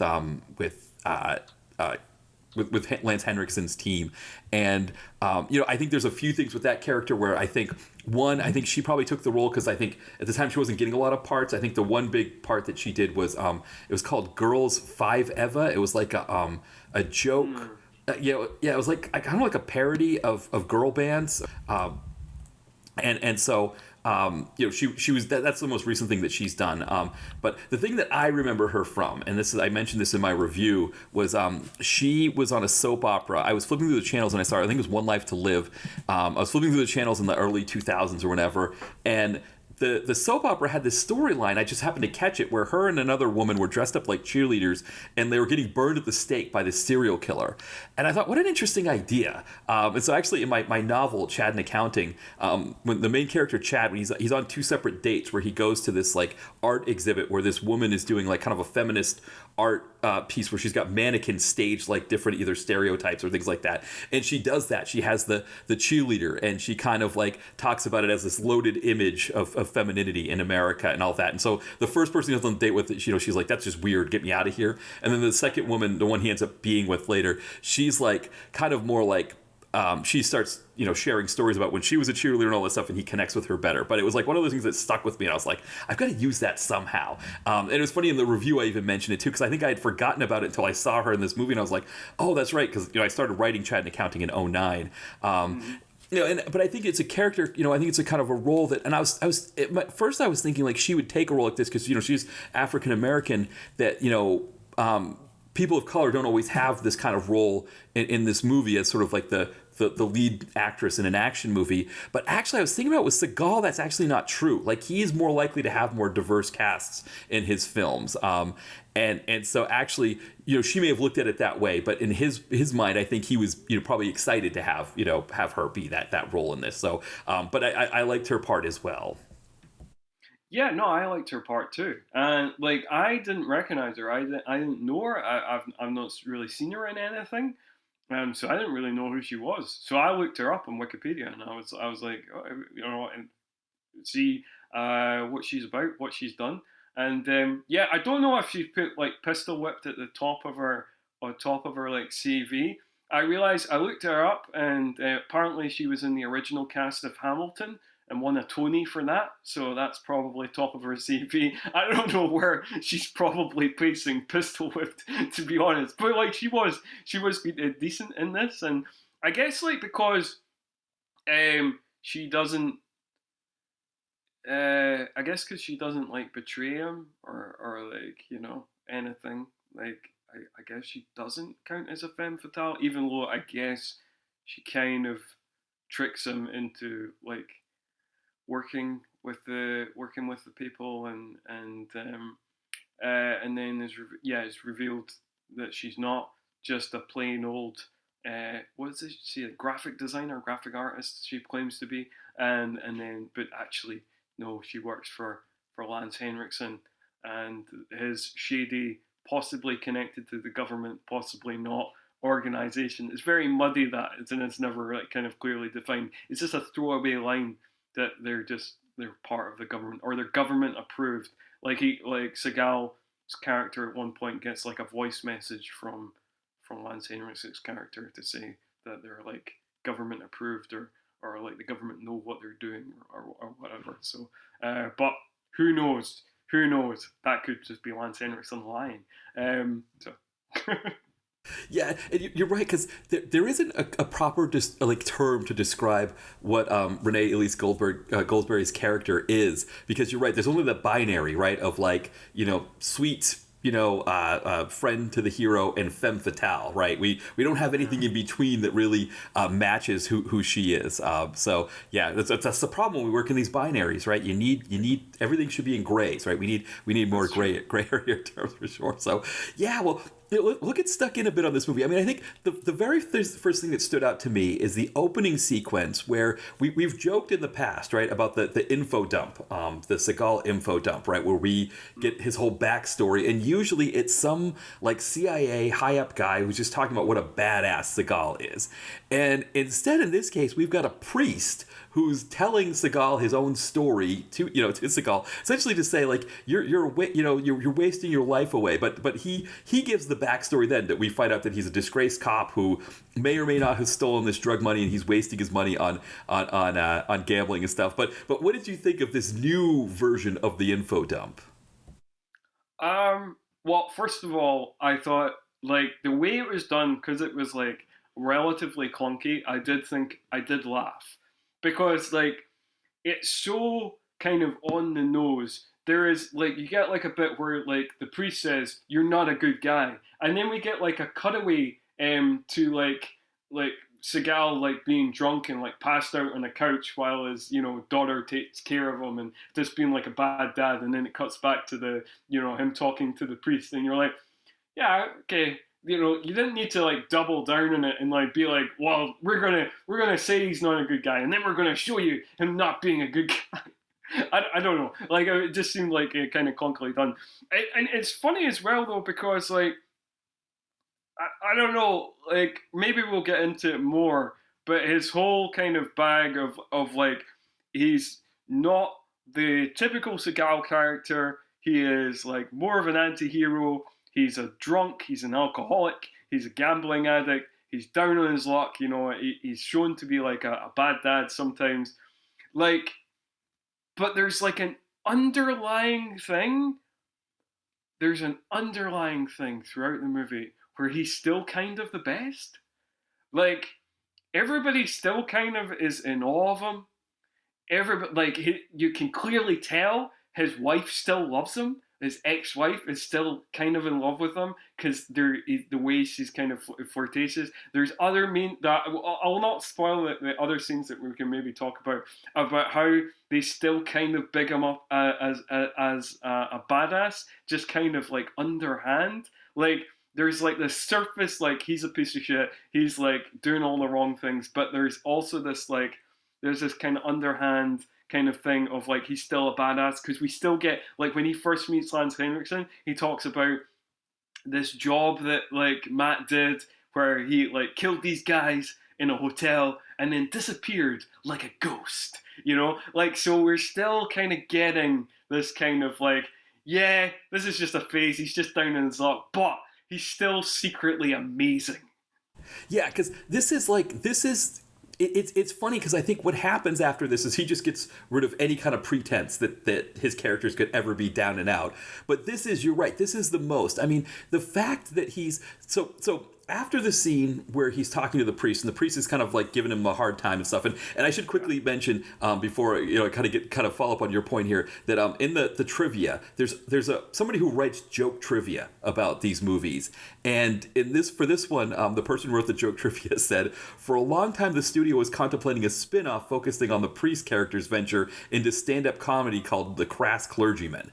So I think that's like just the clergyman is kind of we'll talk about kind of what happens to that poor clergyman later in the film here, but yeah, to your point, right, when we get into that next scene where he's playing poker and he's losing, there's these weird like interplays with the other people at the table where he's kind of like they're kind of looking at each other and stuff. Where I thought maybe he was working with people there to set people up and cheat at the poker teams, but that's not what happened. And I think I'm just so used to Seagal being on top of everything and being the guy who knows everything and is the best at everything. The fact that he's losing poker games to me, that's like a sign, like you said, that like it's weird that he's like losing these poker games so badly. But yet, like you said, he's kind of still the best at everything when it comes to all the other. He's got everything else figured out later on. Yeah, because like we are definitely trying to be convinced that this character is like down on his luck, is a bit of a burnout, like is really a bit of a piece of shit.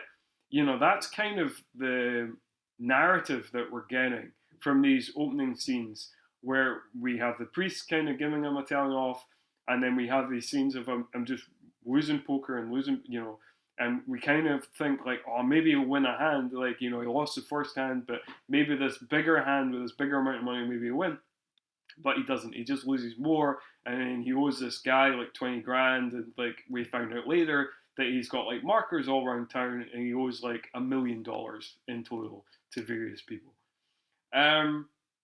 So yeah, but we kind of get past that pretty quickly because like there's like a scene where he is with his daughter, because like he basically there's a scene where Blue, the Paul Calderon character, is like holding him by gunpoint, and he like can't see his daughter, and like the stepfather and the daughter think it's just because like he's woke up from a drunken stupor again and like is really hungover or whatever.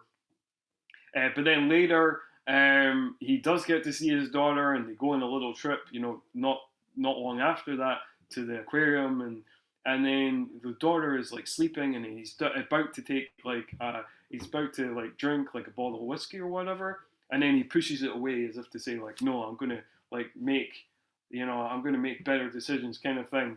And then from that point on, and this is like 15-20 minutes in the movie, from that point on, there's like no other sign that he's an alcoholic, to be honest. Like he's an alcoholic for like the part of the first act, and then he just like kicks alcoholism like that because, Seagal's the best. He's the best at everything. Exactly. Well, because what happens is at the poker game, he one of the guys at the table essentially says, "Hey, I'll stake you if you want to go in on this, go all in on this hand." And it's like, it's not the bet. It's a mediocre hand to be going all into that level on. And again, for someone who can recon a cemetery like he does later in the movie and pick out all the places, to not look at your hand and go, I probably am not, there's a good chance I won't win this hand. I shouldn't go all in. But either way, he goes outside with the guy. And all of a sudden, Calderon shows up. Blue shows up with the people, and they're like, they take Seagal at gunpoint after he beats up a bunch of people. Calderon takes him at gunpoint to meet Lance Henriksen, and that's when Henriksen explains, "Hey, I own your markers now, and you're going to kill some people for me." Okay, that's fine. And then, like you said, the next day we meet the stepfather because he shows up to talk to Seagal and says, "Hey, I'm here to drop off your daughter." And it's like, "Oh, it's Saturday. I completely forgot it's Saturday." Which again, a guy who's completely on top of all of these sort of tactical things wouldn't know what day of the week it is. It just seems, it's hard to reconcile those things. But like you said, Blue's holding him at gunpoint. And it's kind of funny, too, because with Seagal, we're so used to him not being held at gunpoint. And when he finally does, like, whack the gun away from Calderon and beat him up a little bit, it's like, you feel like, okay, that's great. Seagal's back to getting the upper hand. But he really doesn't get the upper hand. And it's almost like this weird device in the movie where he's always the best, but yet he's still under Lance Henriksen's thumb. It's kind of a hard thing to reconcile. Yeah, it is a bit difficult to reconcile that.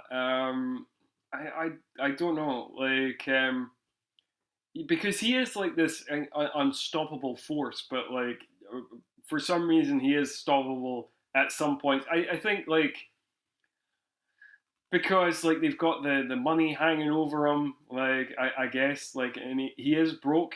Although, like, the movie doesn't go the best way around to kind of show us this, like, because obviously this is it's an action movie, but it's done in a style that's, I guess, is supposed to be closer to like a kind of neo noir style. But like, um, he's supposed to be a broke gambling addict, alcoholic, and unlike a lot of kind of neo noir type stuffs that might show our kind of relatively down and out kind of anti-hero in his like shitty apartment, like Seagal's character Matt, for this guy who's like supposed to be broke, supposed to be an alcoholic, supposed to be like a gambling addict who has debts all over town, he lives in. I know it's like the house is for sale, so it's getting foreclosed or whatever. But like he lives in a nice suburban house and drives a very fancy Range Rover for a guy who is supposed to be this down in his luck burnout. Well, and not only that, but his wall is adorned with these like fancy samurai swords, which I feel like if you're a gambling addict, the first thing that's going to the pawn shop are those fancy samurai swords. But no, he's and like you said, I mean, he's got a nice couch. It's like a nice plush leather couch, which again, I feel like if you've got a gambling addiction, the first thing it's going to, the consignment shop is that plush couch, and you're gonna sleep on a mattress on the floor or something like that. But yeah, it's interesting that for somebody who was runaway gambling debts, who can't seem to manage that kind of thing, he has a lot of items that a person with a real gambling addiction would be putting price tags on and be selling somewhere. Yeah, there's a lot of luxury goods. There is, I mean, like, and again, I mean, it's like a simple thing to do. Like, I know it's like kind of cliche of like, you have the you have the kind of character who's like either like an ex-cop or a private detective or whatever, and he's got like a shitty apartment, and he's got like a crappy car that like one of the windows is like punched out and he's put cardboard over it. I guess like that's all cliche and stuff like that. So I mean, maybe you could do it in a slightly different way, but to have him have all these like luxury items that you think would have been pawned, or I mean that car must be worth a fortune, like that, and like you say, like buying samurai swords is not cheap. Samurai swords cost hundreds of dollars, like it's so yeah, it was mystifying to me. I know it's I know it shouldn't stay too closely to logic when it comes to action movies, but still, it was like a hurdle for me to get over. Of like, this guy lives a pretty plush life for a guy who's supposed to be like down in his luck. He definitely doesn't look that down in his luck to me. This isn't what down on your luck. When I think of that, it's not what I imagine. Or it's not what I've seen. Yeah, it's like this is the Seagal version of Down on Your Luck, I guess is what we should take it. Yeah, as. I guess so. I guess that is the thing. Yeah, exactly. So he agrees to take the job doing a hit on this guy Bruno, who was the one you were talking about. So the actor that played him is was it Arthur? Arthur Nascarella. That's the actor's name, who played Bruno. And we know right away he's a jerk. He's doing all kinds of jerky things. And Seagal surveils him in a bar. And that's when he meets Renee Elise Goldsberry. She sees him at the bar, and she takes a shine to him. And what's interesting about this, right? Again, talking about the usual Seagal films, and I don't know how you felt about this, but nothing felt amiss with the fact that she found him to be very attractive and was taken with him right away and went back to his place to sleep with him.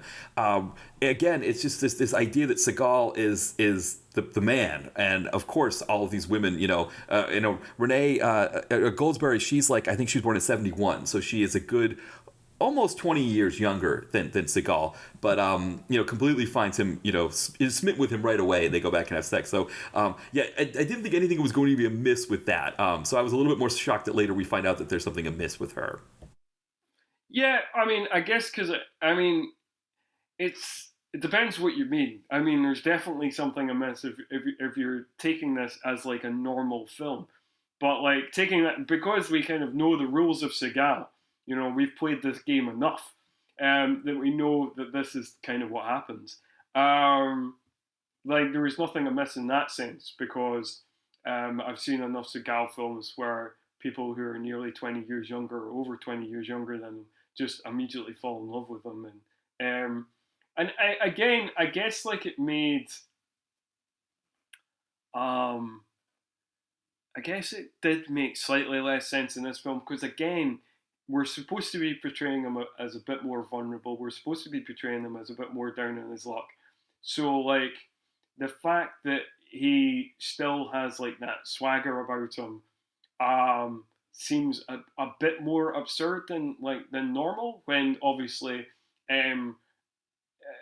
because obviously generally in Seagal films we're presenting Seagal as some sort of golden god, whereas here we're trying to present him as a bit more vulnerable, a bit more punched up, you know, a bit more through the ringer.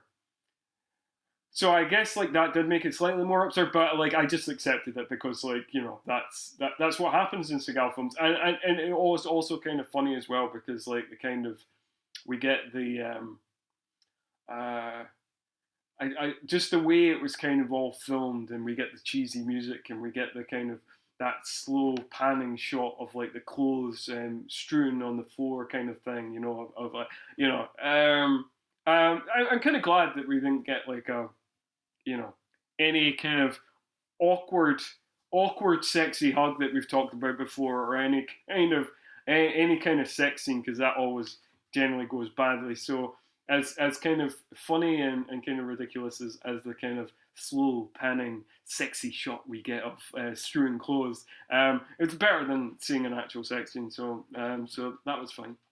Yeah, exactly. We get a kiss later on, right? They kiss each other sure. later, and that was awkward for sure. But you said, and I think too, it's like as these movies went on, the awkward hug got worse for sure. It was like it was like you said, it was like kind of these drapey arms. This, you're right. We get saved from this, and we get probably some of the best dialogue in a Seagal movie maybe ever.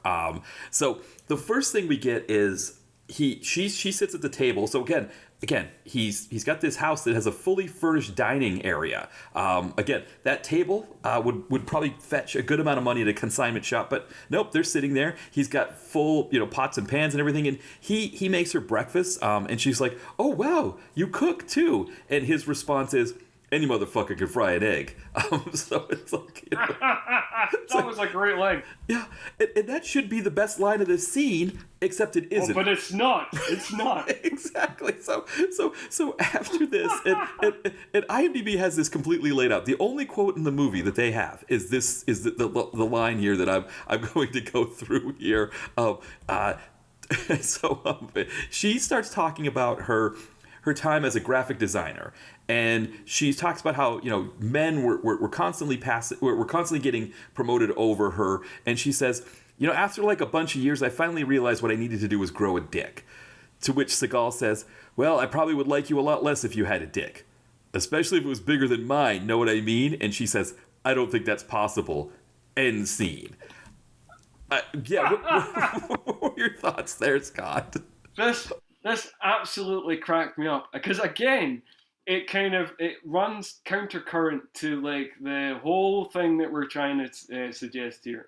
The whole kind of vulnerable, down on his luck, anti-hero. You know, we're doing a different spin. We're doing like a more hard-edged thing, and then we get this, where again we're just playing into like Seagal's the best, and you know, like, you know, obviously she suggests that like he's like a great lover. And also, it suggests that he literally has the biggest dick in the world. Like, that is what this scene suggests. And it's fucking hilarious. Like, and the way she says, like, she throws away that line, "I don't think that's possible." And then it cuts to black. Oh, man. I practically had to pause the movie. I was laughing that hard. Right, because you almost miss it. They almost cut it. The cut happens so sharp after that. Like you said, she says it so kind of in this understated fashion that you almost miss it, but it's almost there. Yeah, yes.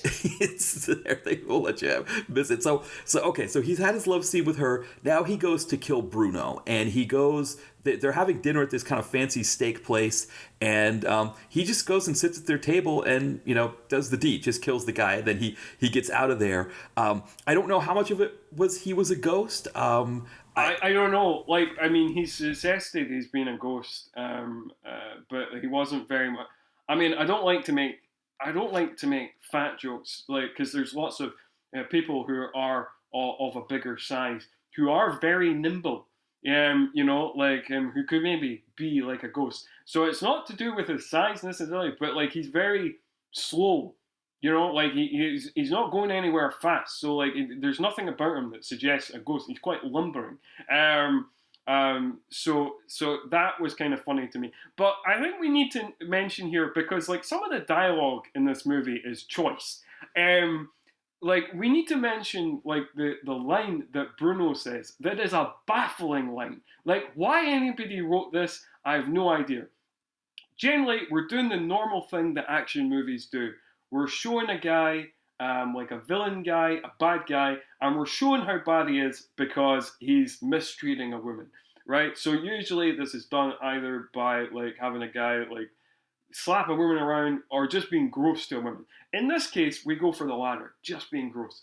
So Bruno kind of is acting like he owns a joint, and then he kind of he asks the waitress for a kiss, and then she says, "No, I'm not going to give you a kiss." Like the boss is watching, and then he's like basically like he's not going to care. He's scared of me, like, and then he kind of sexually harasses a bit more, and then she's like, "Well, enough of your bullshit. I'm going." And then he says this line, where it's like he says, "I could fuck you in the ass with my dick if I wanted to," and I was like, what?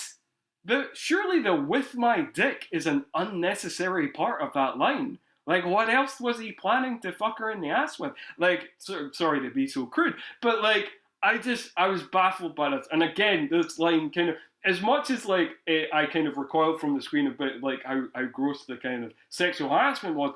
Like, the line was just so ridiculous to me that, like, again, I just burst out laughing at this. I don't know if you caught that line as well. Oh, yes, yeah, for sure. Because I think they also bring it back up when Seagal sits at the table and says, "Hey, you That's were right." yeah." He's like, "You were really rude to that server." And Bruno, trying to be sarcastic, says, "Okay, I'll go say I'm sorry for saying I wanted to fuck the whore or whatever in the ass or whatever, And it's like, it's almost like they're saying to us, like, we want to make sure Bruno is bad enough for you, the audience, that will, that Seagal will shoot her. But they don't want to go so dark, right? They don't want to have like maybe like an assault scene. So it's more like this kind of thing. But it's aggressive enough that it works. And I do feel like, I know we've talked about this before in movies where they do sexual assaults, that I think of movies, other people making movies where they have this idea in their mind of like wanting a white knight kind of character to come in and save a woman. This is plenty aggressive enough that we're okay with Bruno getting, plugged between the eyes by Seagal, or if he shoots him in the chest, I can't remember, but he definitely kills him. And so I think movies watching this could say, we don't need to go full out and have a full-on assault, that this is assaulty enough and gets the job done enough without the really, really, really hardcore stuff. I don't know if you thought the same thing. Yeah, no, I think this gets the job done enough. I think like you got to be careful with stuff like that. I think part of the problem with like the assault stuff and like filming assaults is like I've seen like a lot of action movies where they shoot like kind of that stuff in like an irresponsible way, where they try to make you think that they make you like really convinced that this is an evil guy, so it's done to kind of make you more convinced this is an evil guy. But because like often it's done in such an edgelord way, and often it's like shot in like a way that is is not actually titillating, but is shot almost as if it's to be titillating as well as repulsive. Like I feel like there's a lot of that, and there's a lot of kind of like grossness in a lot of kind of action movies that you're like, yeah, we don't need that. No, and I think this movie, I think this is another area where we're able to, where again, this is again more along what you're talking about, like the pizza and beer movie, where you can watch this with any number of audience. Yeah, anybody that you know that could get into a movie like this, there's nothing that's going to offend them or upset them. I mean, nothing kills a Saturday night movie night with people than a horrible sexual assault scene, right, or a rape or something like that. Whereas this doesn't go that far, and I think again for movie makers that are trying to put that kind of element in the movie, this is probably like you said, it's a safer way to go. It's a better way to go. It still gets the job done, and again, it allows us to keep it as our pizza and beer movie, which I think is always important. So yeah, I totally agree with that, because like I do think it does put a dent in movies. Like, the example that always comes to my mind first is like Kickboxer is my favorite Jean-Claude Van Damme film.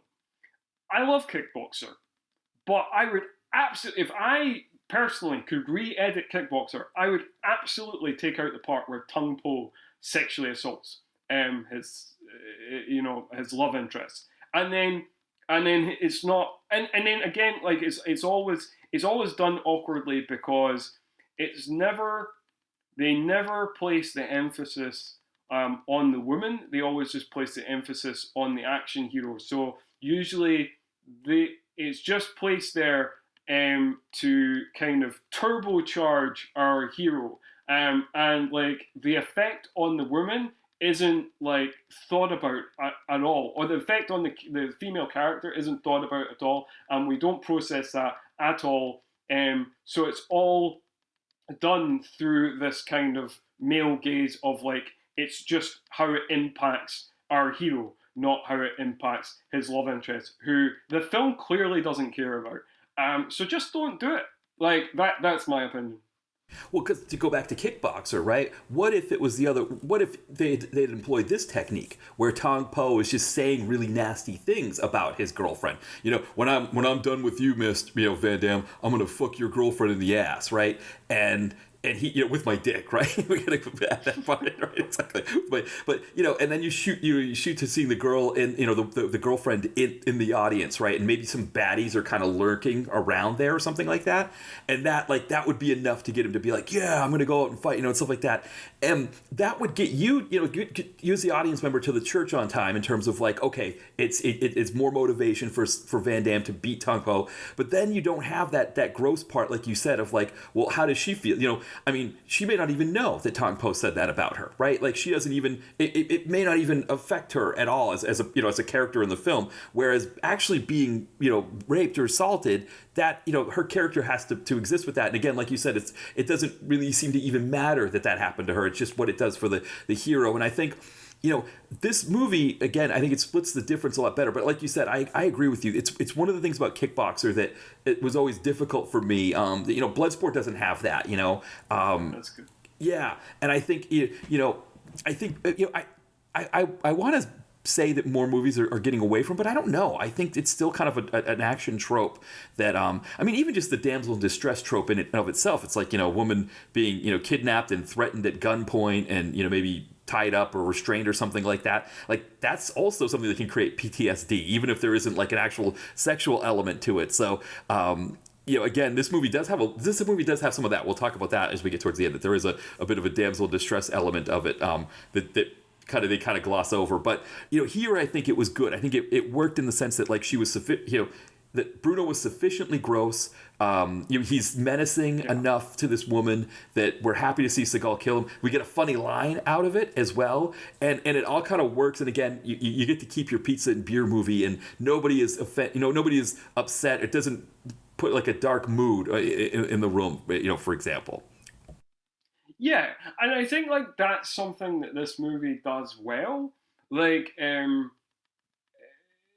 because often with the whole kind of sexual assault thing, I think like that is one of those things that, action movies, particularly this sort of action movie that is like a pizza and beer kind of action movie, sometimes they go into territory that, because like they think they're being edgy and cool, like they go into territory that is like too dark for the movie. Like the movie doesn't know how to deal with it. The movie doesn't know how to kind of process it at all, and can't go into it in any depth, because then because we've got an action scene in 5 minutes, so like we've got to get to the next action scene. And it's not just sexual assault sequences. This kind of thing happens in action movies all the time, where like another example that comes to mind is like in the first Expendables. There's a scene in the first Expendables where there's like a waterboarding scene, which is like, it's just too dark for the movie. Like, they don't know how to deal with that, and then they've got to rush off and blow shit up in 2 minutes. So like it just tonally, it just doesn't work. It takes you out in the movie because you're like, what is this? Is this some sort of fucking dark like war movie or some shit? Like, it is what is I bought a ticket for a fun action movie to turn my brain off for 90 minutes, whatever. Like, I can watch a movie like that can deal with that in a stronger and more powerful way, but that's not the movie I came here for, which is why I like Expendables 2 a lot much better than the first Expendables. But like, yeah, anyway. So like, I think like tonally this keeps things bobbing along fine, and it never goes too goofy. It never compared to your average Seagal film, for an average film goer or an average action film, it goes into some pretty fucking goofy territory, I guess, because it's like a Seagal film, but we expect that level of goofiness from Seagal. So it never goes completely off the rails, but it never goes too dark either. It keeps bobbing along at a nice level throughout the film, tonally, I think. Yeah, no, I totally agree. I think it's why this is one that usually stands out as one of the better of his DTV ones, for sure, because, yeah, he kind of maintains that tone. Now, we're getting to our next piece here where Seagal wants to learn more about this Lance Henriksen and this Blue, these people that are forcing him to do these hits and everything.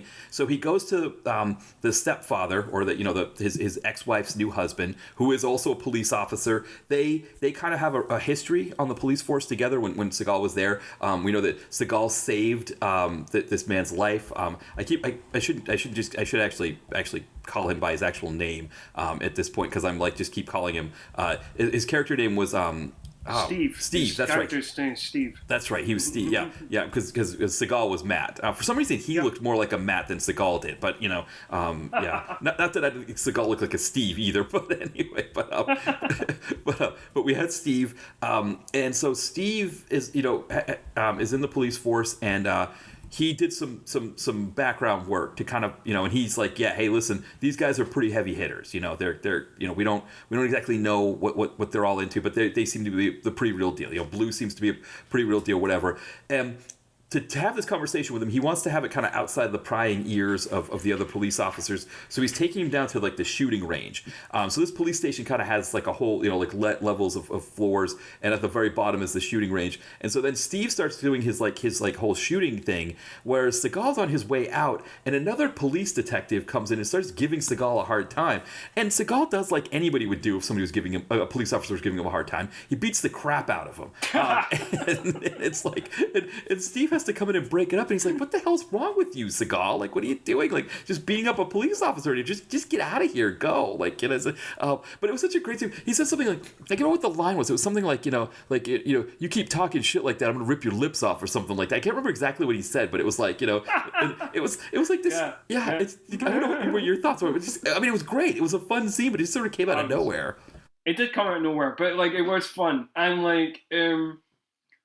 like the guy who played the police officer is called Tim Wheeler, and the guy who played the police officer is such a a kind of slime, he comes across immediately as like this slimy kind of piece of shit cop, and so like it was just a fun scene. Like, I mean, it's ridiculous, but yeah, no, I enjoyed it. I enjoyed every moment of it. It's like, and I guess, as an actor, right, you got to find your roles where you can get them. But it's like, it's like, okay, I'm going to be slimy guy who gets thrown through a table. That's what my role is going to be here. And that's exactly what happens. I mean, they're in this, like, I don't even know what it was. It was like some kind of like other room that was kind of off from where the shooting range was. It was like, I don't know if it was like some kind of like AV room or something like that, but Yeah, I'm not sure what it was. I guess like I thought it was where they kept the guns or the ammo and stuff. oh, that could be. Yeah. And then, Seagal starts like kicking him and slap chopping him and throwing him all over the place. And that's where that goes there. So, yeah. That's what we buy a ticket for in Seagal films, to be honest. So. All right. So after Bruno is killed, and after we go to the police station and talk to Steve, we've got Seagal gets his day with his daughter. So he's supposed to see her on Saturday, ends up seeing her on Sunday. One of the things I've noticed, and I don't know what your thought about this, but it seemed like Seagal's ex-wife and her, the new husband, they seem to be very, I don't know if lenient's the right word, but they're very understanding of Seagal and all his faults. And they don't, usually in these kinds of movies, they'd be like pushing to keep him from seeing his daughter. Instead, they're just like, okay, well, Saturday's not going to work. Why don't you see her on Sunday? That's fine. That's no problem. And so, so he takes her to the aquarium. Yeah, I'm not. Yeah, I'm kind of looking at my notes. Is it? Anyway, yes. The aquarium scene I think is interesting. Because the way it's written, there's some fun kind of lines in this. I'm not actually sure if this happened slightly earlier in the movie. We may have missed it. You might be right. We might have gone aquarium scene. You could be right that it could have been aquarium scene before Bruno gets taken out, and I think it is. I think it's the aquarium scene before the first hit because, yes, I've got it.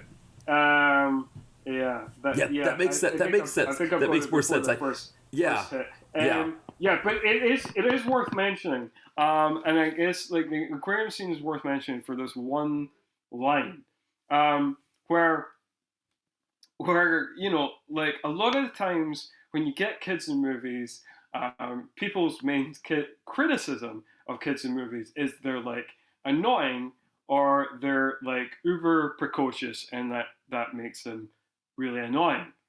And this movie's way of getting around to that is just being very upfront and having the kids say the actual line, "I am precocious," which made me laugh. I don't know if that was a chuckle line for you as well, Matt. Yeah, not only that, but then you've got Seagal with his faux Cajun accent saying, yeah, you precocious. It's like the response to it.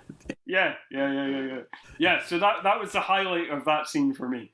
Yeah, and there was that. I mean, one of the things I always like, I do just to kind of entertain myself when I'm watching these kinds of movies is that, like, whenever there's sort of a zoo or an aquarium or something like that, I, in my head, or if I'm out loud, if I'm with my friends watching the movie, I will give the animals like voices. To, it's like like the stingray floats by, it's like, oh, is that Steven Seagal? What are you doing here?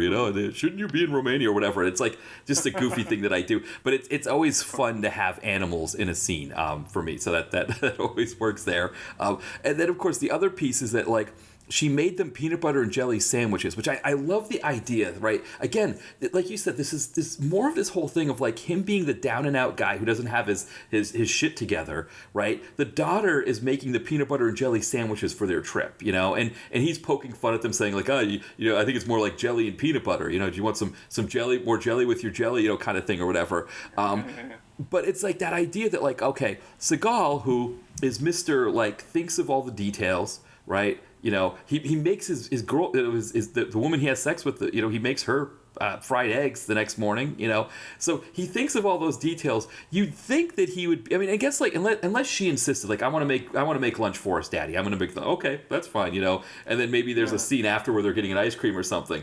But you feel like he wouldn't be, I guess in my head I was feeling like it was like he didn't think enough to get lunch, and she had the sandwich. Maybe I'm doing too much of that. Maybe she wanted to make the sandwiches, and he was okay with it.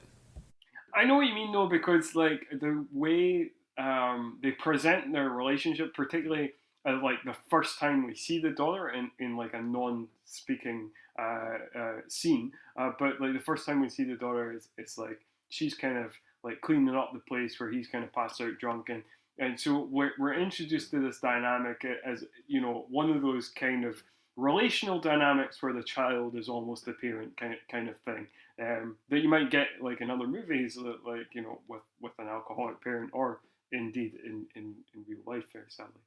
But so we get that. But then with these other things, like he's like super together, meticulously planning stakeouts and all this kind of stuff, and you're like, and being like a hot shot, and being, all this kind of stuff, and obviously keeping up with his martial art training, and and you're like, yeah, I don't know. I mean, I guess you can compartmentalize your life and be a mess in some areas and be together in others, but the way it's presented is so extreme, is so extreme, and we're being told one thing and kind of being shown another thing. So like, yeah, it doesn't really add up. It doesn't make sense. But the scene still was worth it for the precocious. Right, exactly, for sure. I definitely agree there. Now, so I guess jumping ahead then, back to, so I'm trying to think, after the police scene. It's the second hit. It's Mr. Ling. Mr. Ling. And so we find out that the guy who I think was having dinner with Bruno is their guy on the inside with Mr. Ling. And yes. Seagal is told by Blue that he needs to not only hit Mr. Ling, but their asset, right? This guy that's on the inside that's helping them out. Yeah, I mean, this was a great hit as well, where he just kind of walks into this place where, some Asian gangsters are bowling, and this poor old Asian guy has to keep resetting the bowling pins. So when Seagal takes them all out, and it's kind of funny because it's like the asset brings him to where they're playing mahjong, I think, while the others are bowling, and he just sits down, and then like Seagal decks one of the guys while he's sitting down. It's almost like they're like, okay, I guess this guy's cool because this we've been introduced, he's just gonna sit here and play mahjong, and then he just decks the guy, throws the table over, starts beating people up, shooting people here and there, and then the poor old guy that's resetting the pins gives him a thumbs up, thank you for freeing me from this life of having to reset pins for these Asian gangsters. Yeah, it did seem happy. I have to say, this sequence is again, goes to the goodness of the film and goes to the goofiness of the film as well. I think I'll go for the goofiness first, I guess.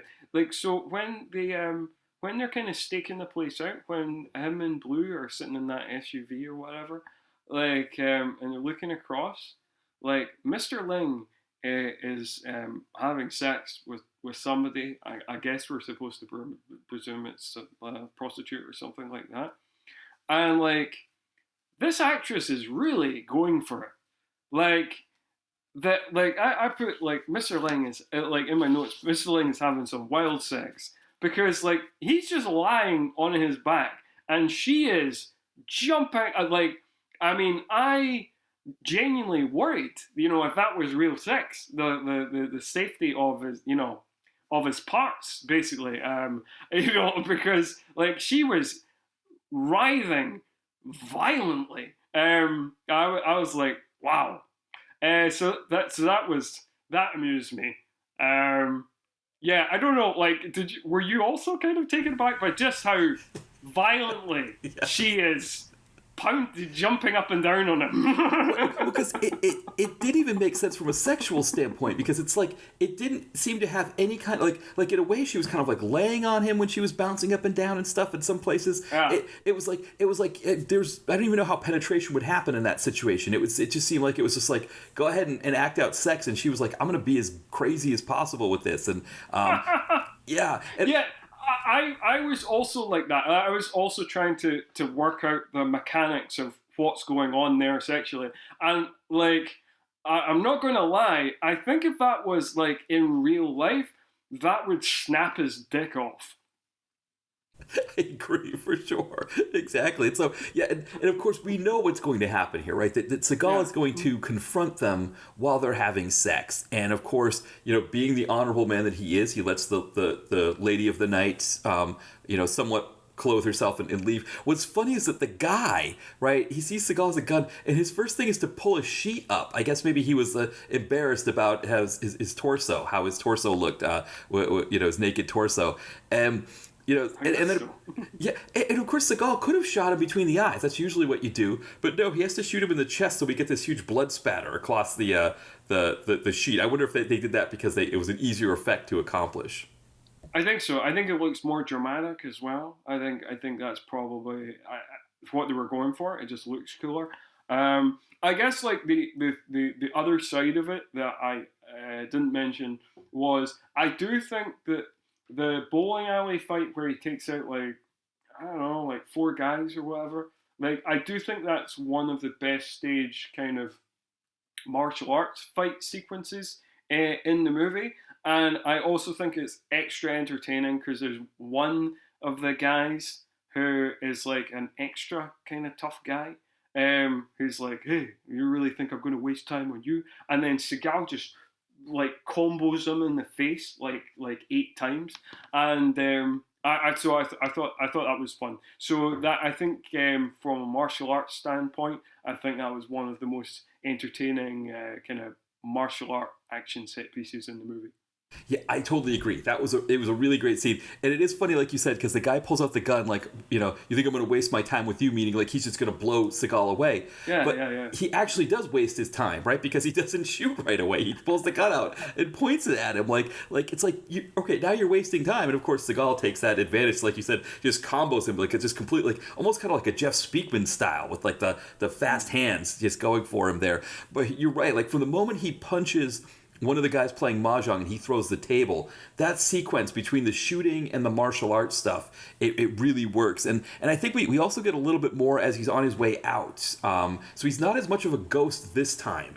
He's got to actually shoot his way out of the situation. And I think we get some more inspired stuff there that's really good. And then, of course, it's time to take out the asset. Oh, the other thing, too, is that Blue recognizes that somebody is coming into the situation who is going to mess things up. Like it's like another henchman is coming. So he grabs a shotgun and he goes in there. And so he actually witnesses Seagal let the asset go. And so then, Blue's not happy about that. Now, I'm trying to remember from the two scenes which comes next. Is it the scene where he... I think it's the scene where he goes to Hendrickson and discovers that Renee Goldsberry is part of the crew. Because I think there's the scene where he meets up with his wife to go try to find Steve, I think happens after that. So, as far as I've got from my notes, who's the rescue? Oh yes, we do find out that Drea works for... yes, directly after that we find out where the Drea works for the old man, and then we get the kind of sequence where Matt is at confession, and then we're kind of intercutting between his confession and explaining that he really didn't take the money that he was kind of fitted up for, and explaining that what actually happened and what he told Steve, and then we're kind of intercutting that with like what we assume is like his daughter's like birthday, and she's like kind of trampolining, and then we're kind of cutting back and forth, and then he goes to the party to kind of talk to Steve and gets into a conversation with his ex-wife, and like and the kind of twist that's coming, that Steve is basically a dirty cop, is kind of I mean, I guess because we've kind of seen this kind of type of movie before, we kind of know this is going to happen. We kind of know that Steve is going to turn out to be dirty. But also, like, the film doesn't have a good grip on kind of keeping its cards close to its chest, because it does certain things that kind of really signpost that, no, Steve is not just being fitted, like, it's not just being fitted up by the other side. That he is actually dirty, because there's a bit where Matt goes to visit his ex-wife at the birthday party, and when Steve enters the room, there's like a sinister music sting. They're like, okay, well, you're really giving it away, film. Right, because we find out, right, that that the next hit is on Steve, and he's like, he's kind of going through all these things with everybody, with Lance Henriksen and Blue and all, and they're like, no, listen, this guy's dirty. This is a dirty cop. Like, he's the one that gave us the intel on Bruno or whatever, but he was working with Bruno. He's been, keeping crimes from Bruno and Mr. Ling and all this kind of stuff. And we also get, right, that plot point where, like you said, right, with Renee Goldsberry's character, where, yes, initially, right, we find out that she was sleeping with Seagal just to get close to him for Lance Henriksen's character, but she also discovers that in her having sex with him, that she has feelings for Seagal now, right? So it's like he can't fully have been fooled. I think the only time that Seagal ever really was fully fooled by the, and it was like a legitimate, more femme fatale character, was in the movie End of a Gun, that had this actress, Jade Ewan. I don't know if she was in a group called the Sugar Babes. I don't know if you're they UK were popular in the UK in the early 2000s, so I'm aware. The Sugar Babes were kind of famous for like having like an unstable lineup. There's various different versions of the Sugar Babes, and I think that's kind of what they're. I mean, they were kind of popular for a time, but I think that's part of what they're most famous for. Of just being, they just had this kind of weird rotating lineup. Right. Yeah, and she was, so the one hit that they had here in America was Hole in the Head, and Jade Ewan was not. I think it's Jade Ewan, not Jade McEwen. Yeah, Jade Ewan. She was not in that iteration of the group, but she had kind of like had some, I guess she been a part of that group and was trying to transition to an acting career, and so she's playing the character in End of the Gun. It's kind of it's not quite the same. She's like kind of like a scam artist or something like that who it feels like it's like she's into a crime boss or something like that, and so Seagal's helping her out, and then it turns out that she was only getting Seagal's support, pretending to like him and be in a relationship with him so that she could get him to get her out of the situation or whatever it was, but she was using him. And I would say, like, other than not to rank the women in Seagal movies, but I would say, like, Jade Ewan is probably like the most like kind of movie star good looks character that you really wouldn't believe Seagal being with her. And the way he kind of splits the difference on that is he makes it sound like, well, I knew you're screwing me over, but I wanted to help you anyways. Essentially, how he does that. Whereas here, right, it's like, okay, you screwed me over, but now you really love me because once you had the Seagal big dick, right, you gotta like it's kind of Jay's there. But one of the things that happens, right, is that she, even though she's working for Lance Henriksen and Blue, when Blue pulls a gun on Seagal, she pulls a gun on Blue, and there's sort of like a small like kind of standoff there. But really, what it is Henriksen kind of is the the cooler head prevails with Henriksen, and he explains like, no, listen, why don't you look into it yourself? But I think you'll agree that Matt is, or that Steve is the dirty cop. Yeah, absolutely. I think like just going back to that for a second, like it's not one of the standard rules of Seagal. It's not like one of those things where like he gets called a ghost a lot, he gets called a badass a lot. Usually we get an info dump about how many awards he's won, either as like a CIA guy or a military guy or a cop or whatever. But the dick thing does come up more than you would imagine. Like the whole kind of thing. It comes up in this film. I'm sure it comes up in other films. I like the one that always sticks out in my mind is like in Hard to Kill, where he's in a coma and Kelly LeBlanc lifts up the sheet and like just staggers back as if she's seen the holy grail of dicks. So yeah, it comes up a surprising amount, I feel. Yeah, I agree for sure. I mean, it's something that just seems so on the nose for Seagal, right? And it's almost like it would be like if Mad TV or SNL or something like that was doing a sketch about Seagal, that's what they would do. And it's so funny that it's like it's that on the nose that it's like a parody of itself. But it's like you're right. It's like after the info dump, after he's the baddest ass CIA guy ever, after the Cajun accents and the Chia Pet goatee. The Seagal has a big dick that's just who's irresistible to women is definitely right in that line. Yeah. Also, like I think like it is all very on the nose, and like he is such a parody of himself, and I think like one of the other things I noted, and this does come up a lot again, is that it kind of often comes up. Like Seagal wants to show what a talented linguist he is, and how many languages he can speak, and how that makes him like better than us. Because it comes up in this film way earlier in the film, where Bruno is kind of rude to like I believe a Korean kind of food stand person, right? And then like. like Seagal kind of like patronizingly kind of says like, oh, that guy was rude to you, and she's like, yeah, he was rude to you. And she was like, oh well, what languages do you speak? Oh, Korean and Japanese. And he just kind of offhandedly goes like, yeah, I speak Korean and Japanese too, like. Right, exactly right. Which, of course, you speak Korean and Japanese, right? They're very easy languages to learn, and of course, yeah, exactly. So, yeah, those little touches. It's funny how those little touches in a really bad movie like Attack Force, right? You're just like, they don't help at all. No. But like in a movie like this that has a solid action quotient and has a plot that at least is consistent and that like tonally, like you say, tonally it fits well. It's amazing how those touches just add to the charm as opposed to like detract from it.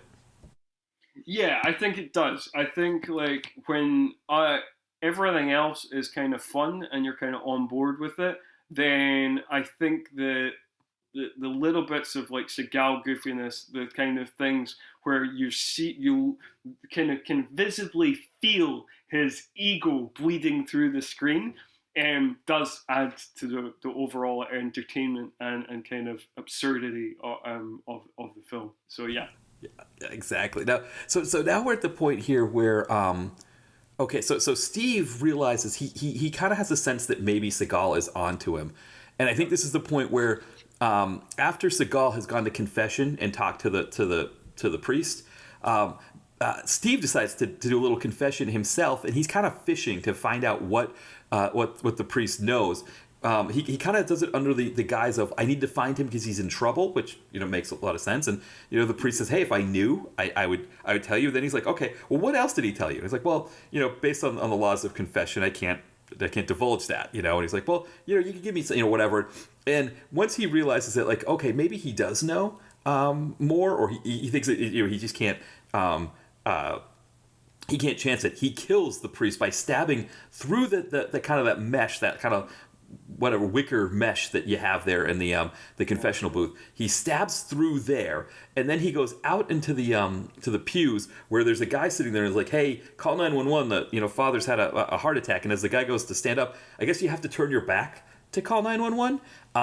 When he turns his back to call 911, the cop blows his head off, shoots him in the back of the head.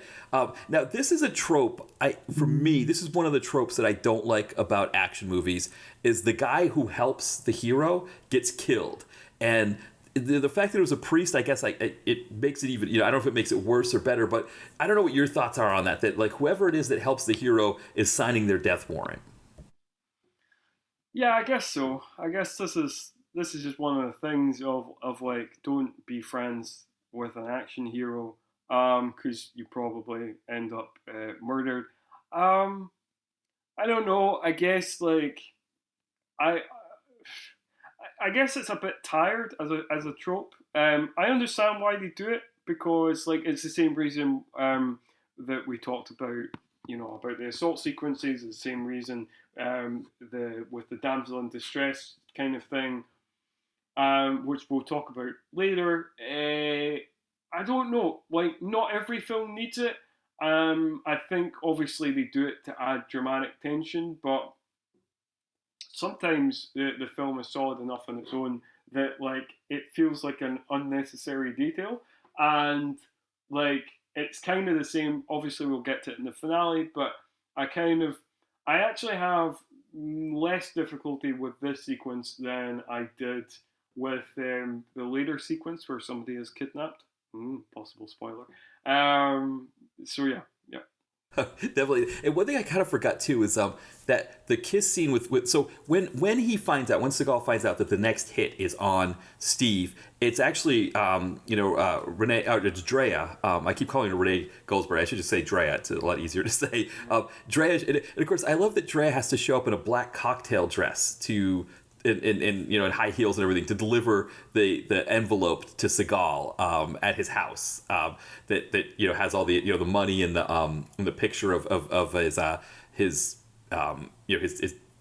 or his ex-wife's new husband, Steve.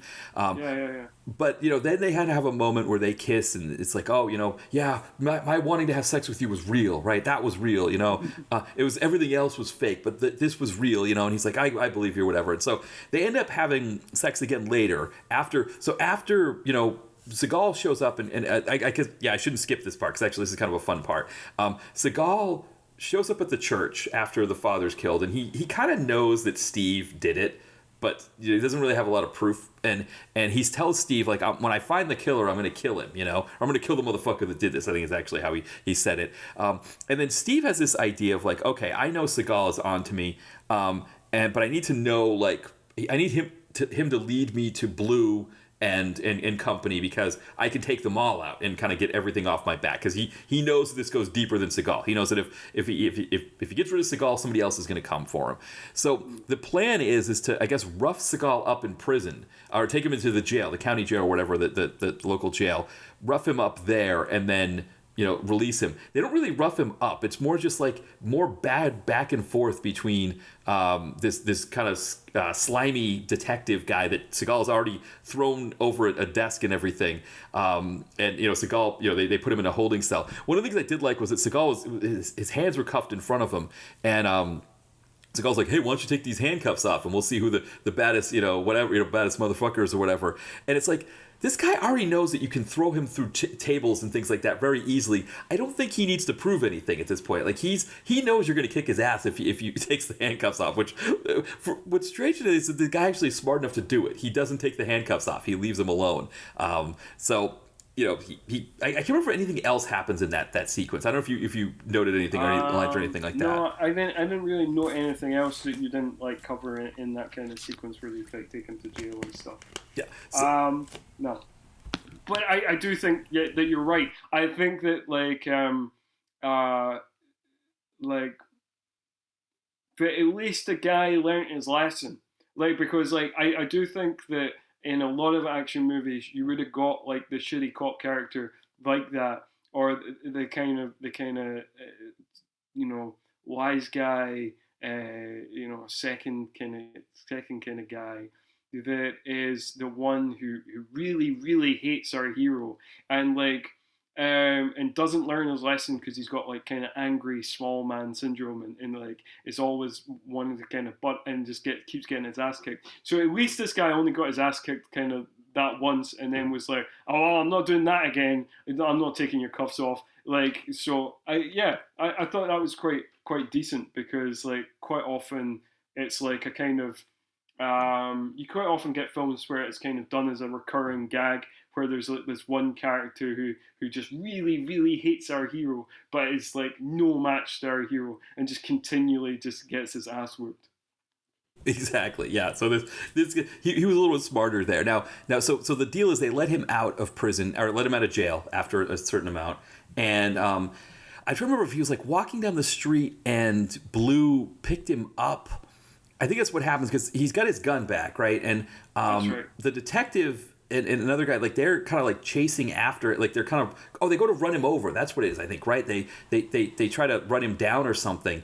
I can't remember exactly how it played out, because what it leads to is a really great, like, pitched shootout on the streets that like is probably one of the better action sequences in a Seagal film. And I should have probably taken notes on it, because when I watched it, I was like, well, of course I'll remember how this all played out. And I don't quite remember how he ended up in the car. No, I'm with you. I remember the gun battle more than like how the gun battle kind of started. I do think that I think that there's certain sequences that are kind of very of the time, and I think this is an okay action sequence, but I think I prefer the funeral shootout that happens towards in the finale, because I think that is shot a little bit more cleanly. I think this is shot in that, because this is 2008, and it's kind of shot in that kind of very kind of head spinny, like lots of quick cuts, and kind of a little bit of shaky cam and all that kind of stuff going on, and so it's a bit difficult to kind of work out the geography of like who's shooting at who and where everybody is, which can throw me out the movie a little bit. But it's still like it's a solid action sequence. I'm not saying it's a terrible action sequence, but I think that the end action sequence, which is done in a kind of slightly different style, that is kind of more your kind of like your John Woo's kind of slow mos and the all the kind of lots of squib action. Like I preferred that in the end, but like yeah. Yeah, like I say, it's not a terrible action movie. I think like a lot of people get a kick out of this one as well.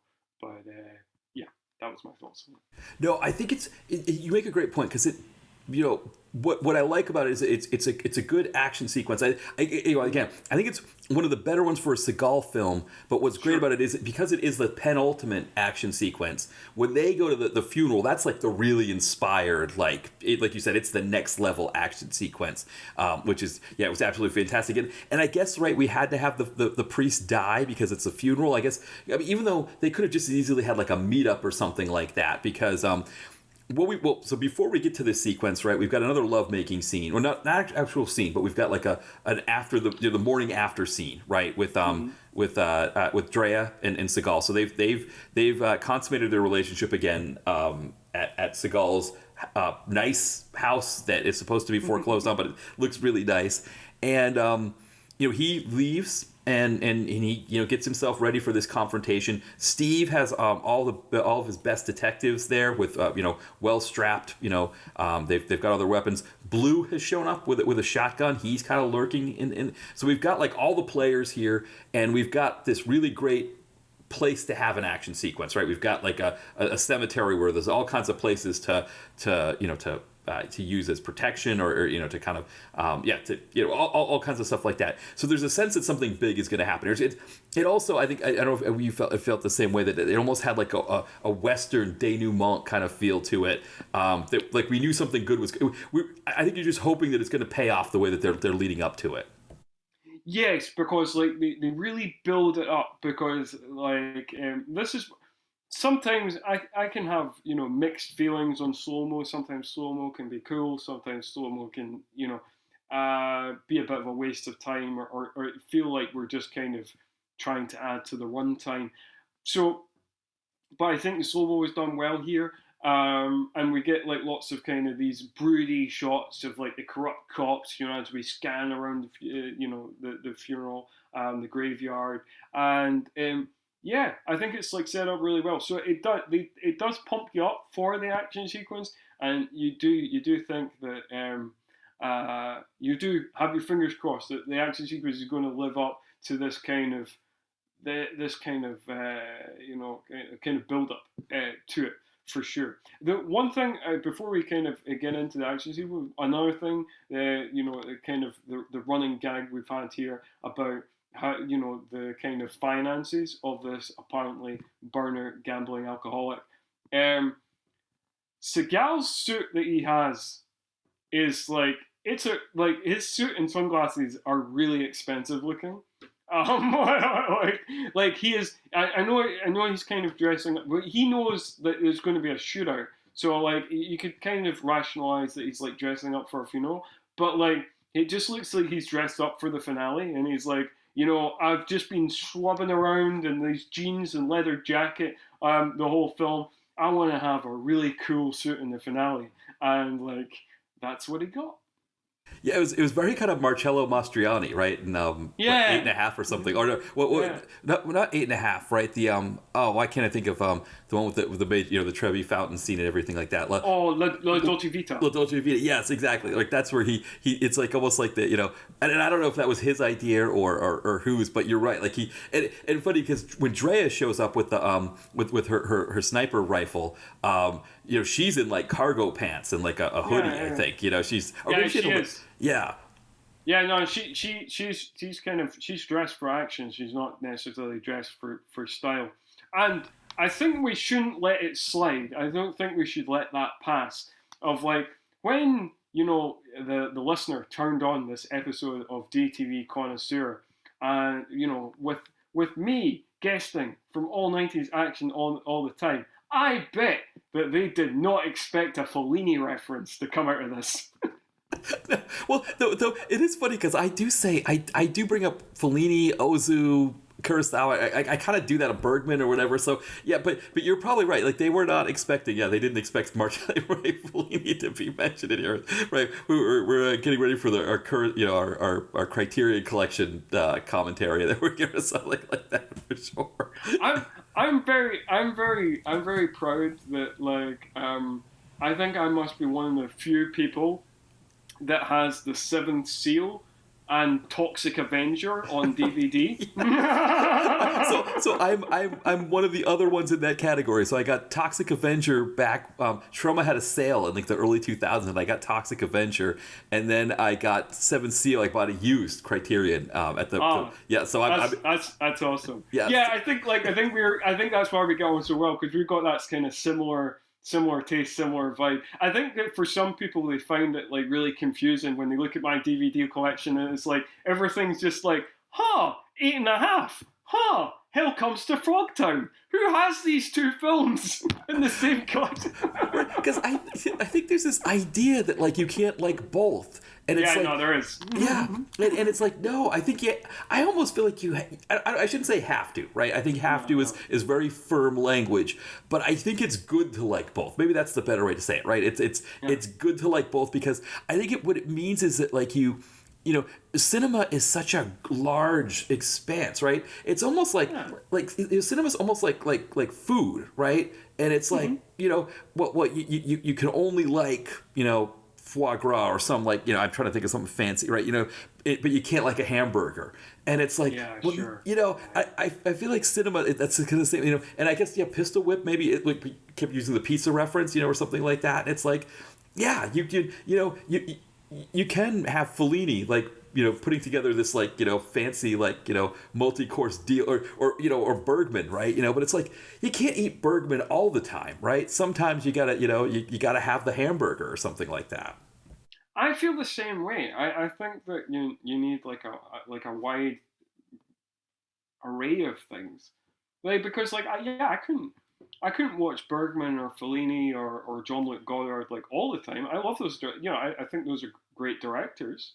You know, and like there's like kind of art house things that I'm a fan of, but yeah, but sometimes like I want like a movie like this, and I don't think I could watch movies like this all the time, you know, either. You know, like I think you need that a kind of wide variety of things, and it, you know, I think like people get too caught up in these kind of things. You see it in horror as well a lot, of like, you know, there's this kind of perception that there's these kind of pretentious kind of hipster horror fans who just watch like A24 films and that's all they watch. And then you've got this perception that there's these kind of horror fans who just want like, you know, just want like Jason and like and gore and boobs and like that's all they want, you know? And it's like, no, you can watch like, you know, Friday the 13th Part 6 and you can also watch Hereditary if you want. You know, like it's not, there's no rules. I think people think there's rules and you have to be like one sort of fan or another sort of fan. But, you know, you can be whatever, you know? It's fine. Yeah, no, I totally agree. It's like, that concept of elevated horror, you know, right? Like, it is. It's kind of the thing. It's like, you know, if I travel to California, like I got to get my In-N-Out burger, you know, and it's like, if I'm in San Francisco and there's like all these different cuisines that I can't really get, you know, at the same level here, you know, it's like, oh, well, but you got to get your In-N-Out burger, and it's like, yes, like, I need my In-N-Out burger. Yeah, and it's like, you know, I think you're right. Like, I think for people listening, you know, and again, I shouldn't say have to, right? Because I think that's the thing. It's like everybody should have the taste that they have, but I think, you know, you shouldn't, you know, maybe you just can't do Jean-Luc Godard, right? Maybe you can only do, you know, Seagal, and you can't do, and maybe you can only do Jean-Luc Godard and you can't do Seagal. I totally get both ends of it, but there is something about like kind of the smorgasbord maybe that's the idea. I don't know, or it's just just having a different meal on a different night. It's like, okay, one night I'm having Jean-Luc Godard, and it's like there's Breathless, and it's like doing all the things that I want Breathless to do with Jean-Paul Belmondo and Gene Seibert, and it's like all that stuff is happening. And then here I've got Pistol Whipped, and here's Seagal saying if you grew a dick, I'd like you a lot less, and she's like and then he's like unless, especially if your dick was bigger than mine, and she's like, that's not possible, or something like that. It's like like there's a place for both of them, and it's I think there is. Yeah. Yeah, I think like that's the thing. It's not about like have to. It's just about like that people shouldn't have to feel like they have to be like one thing or another thing.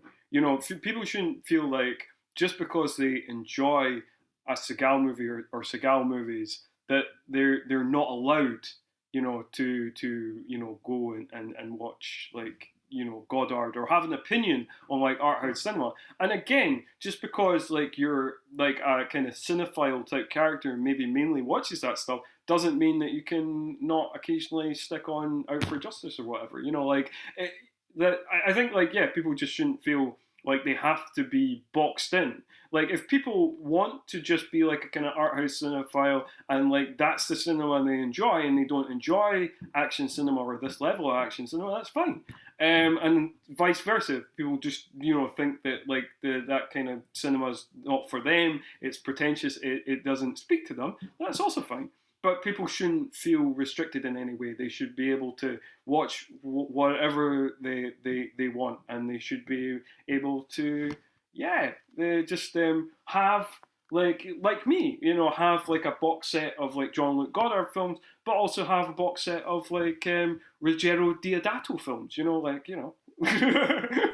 Right, exactly. And maybe the best example of this is even just thinking of My Dinner with Andre, which I discovered after I watched that was a Troma production. That that Lloyd Kaufman and Troma helped with that production because it was filmed in New York City, and they were kind of a burgeoning production company at that time. So it's like even Troma, right, will do Criterion films and that kind of high art. And I mean, again, the complete opposite. I mean, I reviewed it for my site as like an April Fool's post because it is like the exact opposite, right, of action movies. It's two guys having a conversation for almost 2 hours, but it works, right? It works on a level that you wouldn't think a movie like that would work. But there's there's Lloyd Kaufman in the credits, a same guy who created Toxic Avenger. Kind of going back to that. It's what makes cinema such a beautiful art form. I think that you have like you can have something like that.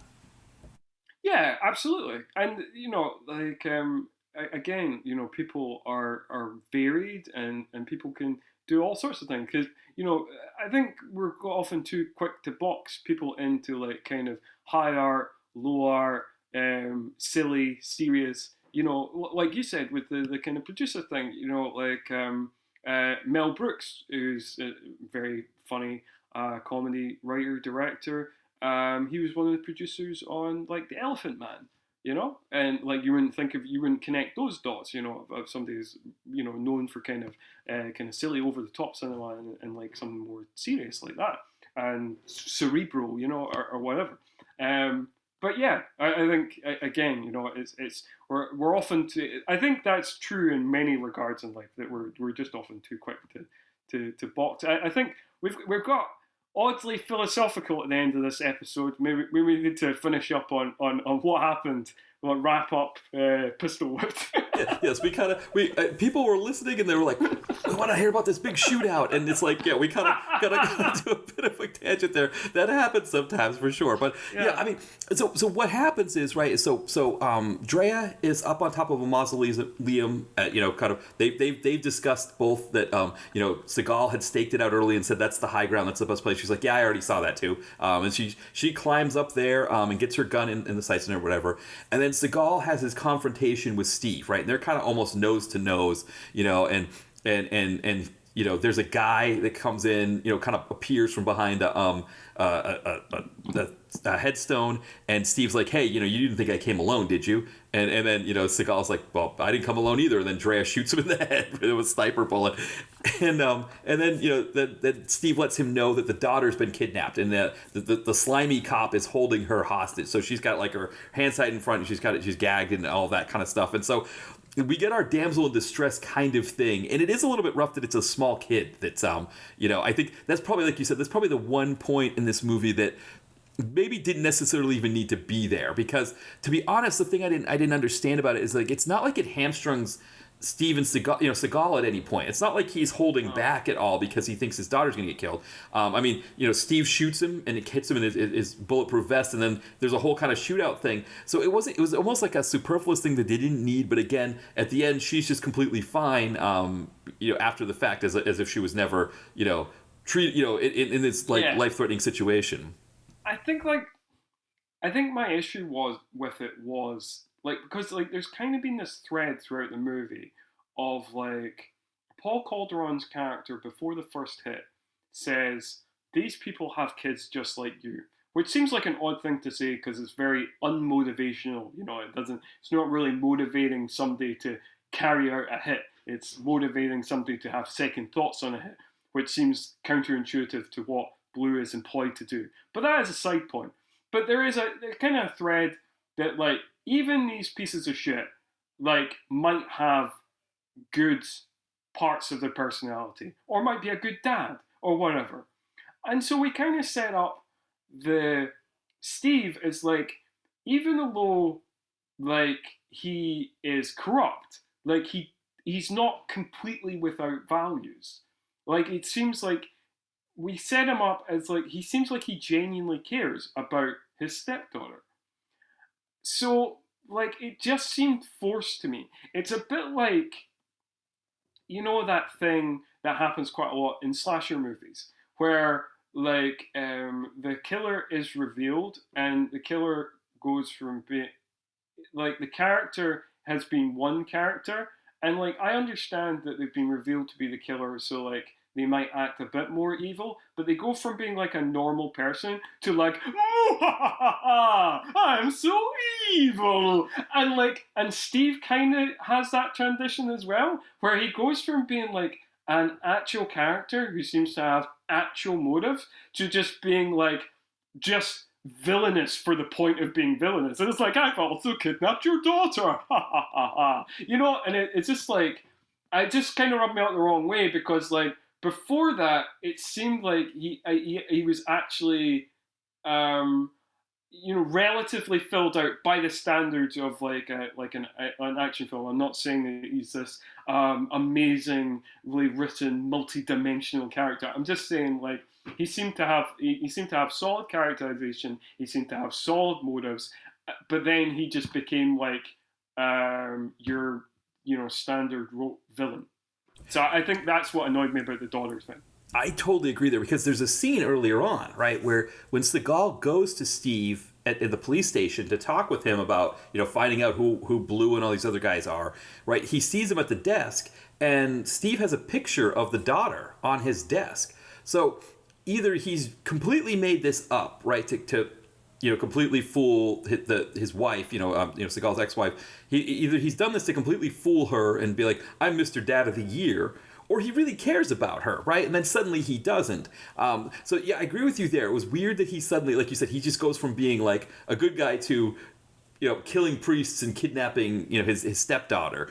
So there's that piece there. The other piece is I'm wondering if there was a Chekhov's kidnapping thing there, because I took it slightly differently, where I thought Blue was saying, hey, all these people have kids, as a way to say hey, we know about your daughter. And it was hinting to Seagal, hey, if you don't do what we want you to do, remember, we know who your daughter is, and we could get her. Could be. But still, I don't think it needed the payoff of her being kidnapped, right? It still would have been enough of a payoff that Calderon was threatening it, that we didn't necessarily need it wasn't enough of a Chekhov's thing. But I do wonder if maybe the screenwriter was thinking that, or screenwriters, they were thinking we've introduced this part, yeah, and I don't know, but I agree with you. It was not something that was needed, and it kind of comes into plays a part as we get through here. So because what happens is, right, is that Seagal starts kind of getting into some pitch battles and shootouts with people. They're kind of hiding behind headstones and they're shooting at each other. At the same time, the skeezy guy. Now, this is an interesting thing. I don't know what your thoughts were on this, but okay, you're cops, right? And you're planning out this big, huge attack on Seagal, right? You know you got to take him out. So one guy has been given the task of keeping the daughter who's been kidnapped, right? He's keeping an eye on that. Why would you have the guy whose task it is to be keeping the daughter also be the guy to take Drea out on the mausoleum? But that's what they do. I don't know what your thoughts were on that. Yeah, it did seem a bit silly. To kind of, I don't know. I mean, maybe it's like maybe this just speaks to kind of budget limitations. There just wasn't enough extras to kind of have like two. I don't know. I guess like we have to have. We've maybe not. Maybe we should have like introduced like another character. I mean, maybe they didn't have the budget or whatever. But like, because you do feel like we should have like one character on the daughter and one character against Drea. But yeah, we kind of doubled it up because we just got this one character. I don't know. It did seem a bit silly, but I mean, I guess like it's like still like quite a fun sequence, and we do, and it's quite because like he's like the guy has been like so kind of he's just been so kind of one of those like really annoying characters, one of those kind of that you like really look forward to he's kind of like the character in like a slasher movie that's like the one that's been moaning the most and complaining and just generally bringing the group down, and you always look forward to like their death, and they usually get the glorious death and people usually go like yay, a kind of sick cheer. He's kind of that character. So like when the daughter distracts him and then he gets shot by Drea, it's kind of one of those kind of yay kind of moments. So like I guess it's worth it. For the payoff. Yeah, and one of the interesting things too, I think, with that decision was that because they'd established earlier on that Seagal could kill this guy, could completely take this guy out, and the guy has also understands that he can't fight Seagal, right? So he probably wouldn't engage him in combat. That the scene to get him taken out, having Drea be the character that takes him out, I think that was a smart move there. But it's funny because it was a smart move, right, from the standpoint of an action film, right, to have that be the one. But I'm wondering, I don't know if you felt about this, like from a Seagal film, I almost feel like it would have been much more fun to have him in like a living room just getting thrown through like glass tables and stuff like that. I don't know what your thoughts are. Oh, I guess so. Yeah, from a Seagal film point of view, yeah. No, I get it. I guess like we don't do it like because of what you said originally. Of like we've already established that this guy's no match at all. So we kind of remove him from the equation and have like another character kind of taken out. But then I guess counter to that is like in Seagal films, nobody is any match for Seagal at all. So like, so why bother at all? And maybe just have him, throwing about or, throwing through things. But anyway, I think that as it plays out, I think it's still decent. And then I think we should get to the hilarious final confrontation between Matt, i.e. Seagal, and Steve. I don't know if you want to take this one. Like we've kind of swapped back and forth like the best lines in this movie. This might be the best line in the movie, other than the dick thing. I'll set it up for you. So basically, Matt beats up Steve. He beats him down. Steve has no chance, and like he shoots him. And Steve is obviously about to die soon, and Matt asks him if he wants to be buried or cremated. Steve answers that he wants to be buried, and then Matt, this is where you come in. Okay. So he notices as Steve is starting to kind of pass out or whatever from his wounds, he notices that the hearse that he's leaning up against is leaking gasoline, and it's leaking it in like the way of like I don't know if you had these in the UK, but in America we used to have kind of big truck driver guys would have these logos of like Calvin from Calvin Hobbes peeing on the logo of the other vehicle. So like if it's a Chevy, it would be a Ford or something like that. No, I've never seen that. Yeah, this looked like that. It looked like the limo was peeing on something. That's how the gasoline was coming out of it. And Seagal gets a kind of crazy, grinchy idea that he just takes Steve, throws him in the back of the hearse, stands back a bit, and says, I'm trying to think if I got the line correct. He's like, you're getting cremated, motherfucker, or something like that, or you've been cremated. He blows him up first. I think it's something like, you've just been cremated, motherfucker. Motherfucker, that's right. So he stands away, shoots at the limo, it blows up, and he goes, you've been cremated, motherfucker. And of course the daughter's there, like kind of screaming for her dad, and hey, when your daughter and your dad blows up a guy in a hearse and that's what he says, you of course immediately reconcile with that dad, and that's kind of what we get after that. But you're right. I mean, if this movie, it's interesting because it's a good point. Like, which is the better line, right? The "you've been cremated, motherfucker," or if you had a dick, I think I'd like you a little less, or something like that. That whole sequence. I think for pure absurdism, the dick line is funnier. But I think like the way he offhandedly says it, and the way he says it as if like he's doing like a prank, like as if he's like, you've just been punked kind of thing, like. That I think like that adds to the absurdity of it. So it's not just the line; it's the kind of what is around the line and the way it is delivered, as if Seagal has just played a cheeky prank on this guy instead of him blowing him sky high into a million bits in an exploding hearse. But I think. In terms of the better line, as in just the more funny, ridiculous line, the dick line's the more funny, ridiculous line. But the what is around the you've just been cremated, motherfucker, is I think makes it a more impactful scene. Yeah, I totally agree there, because I mean, there's other lines there's some lines that we've even missed in this. Like there's when Seagal describes Steve as being cleaner than a Safeway chicken, or as clean as a Safeway chicken, and I don't even know. Like that's I guess if you read it, like I don't even understand like what Safeway. So Safeway is like a chain of grocery stores here in America that we don't even have on the East Coast where I live. I just only know of it from traveling to out west where they have them. So nobody in Connecticut would be saying something's cleaner than a Safeway chicken, because they would have no idea what a Safeway is in Connecticut. They don't have a Safeway, but it's like the kind of line that I think if we were watching any other Seagal movie, right, any of the other ones we've watched so far, that would probably be the best line of that movie. Yeah, and it's like it doesn't even register compared to like the other ones that we've had here. And I think you're right. I mean, for a scene Butner, when for the action sequence that we got here, that was really inspired stuff with the really great pitched battles behind headstones and mausoleums and different land features of the cemetery, really exploring that space. We needed a proper ending to that to make it work, and they give us the ending to it too as well. So I think like you said, for everything that's around the you've been cremated, motherfucker, it makes it such a great line.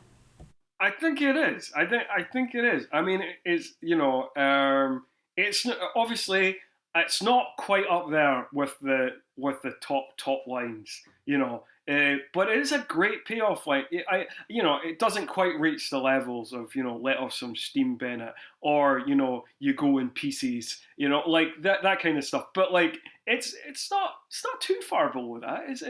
I think it's still it's a payoff line. I think it's a great line, and I think we could have basically ended the movie like that, but like. Instead, we end the movie in kind of fun fashion as well, where like Drea gives him his next assignment, and then we get a dramatic door shut and then credits. Now did you get the so you didn't get? I guess you didn't get the part. Or did you get the? Oh no! So was the part where he's with the daughter and she says she wants? No. So yes, we get that, and then we cut to him getting his next assignment after. And the door. So yeah, and the funny thing is when I looked online, if you look on the IMDb page, there's a picture of him with the ex-wife, I guess they're reconciled, and not a puppy German Shepherd, but like a full adult German Shepherd, and the daughter hang out with that. They cut that scene from the movie, which honestly I think that's okay. I mean, I think you're right. Like we could have done end credits with like maybe like him holding his daughter and like a I guess I don't know if it would have been a drone shot in 2008, but like a crane shot or something, like sort of like going up in the air with the smoking limo. Yeah. And I think that would have been enough for us. Right? We didn't necessarily need all this. I do wonder. This seems to happen with a lot of these direct-to-video movies. I know Daniel's really, again, bringing him up, who just passed away this past week as we're recording. A lot of his movies would have this sort of like sequel, like this sort of open door to a sequel kind of scene at the end. And I do kind of wonder if they felt like they had something so good here that maybe it could get a sequel. I don't know what a Pistol Whip 2 would have looked like, but they kind of just... Know. But like I think you're right. I think you're right with that. I think this is kind of setting up a sequel, a possible sequel. Seeing him get like his next assignment. I don't know, because like I think that as much as we've talked about how they don't quite, it doesn't quite pay off. This kind of presenting Seagal as like an anti-hero, like placing him as this kind of burnt out character, because presumably in the sequel he'd be completely, back with his wife and daughter, completely cleaned up, and he'd just be like your typical Seagal character again. I don't know, like how if a sequel would be as good. I mean, like if you brought back Paul Calderon and Lance Henriksen, and even the Drea character, I think that Renee Elise Goldsberry does a good job, and I think actually the four of them make like quite a good team. So like maybe just based on that chemistry alone, maybe a sequel would have been interesting. But obviously he would be a different character, a more traditional Seagal character in the sequel if they had made a sequel. But so I don't know. I'm in two minds of whether a sequel would have been a good idea or not. But I enjoyed what we got, and as I said at the start of the episode, I think it's definitely one of Seagal's best DTV outings that I've seen. So I think it's definitely reinvigorated my enthusiasm for this insane journey that we started. Well, it's a great place to leave it at. I will say, spoiler alert. It's not going to get better than this. I think there's a couple others. there are probably a couple others that I think approach, or I'll say, I think The Foreigner might be better than this one.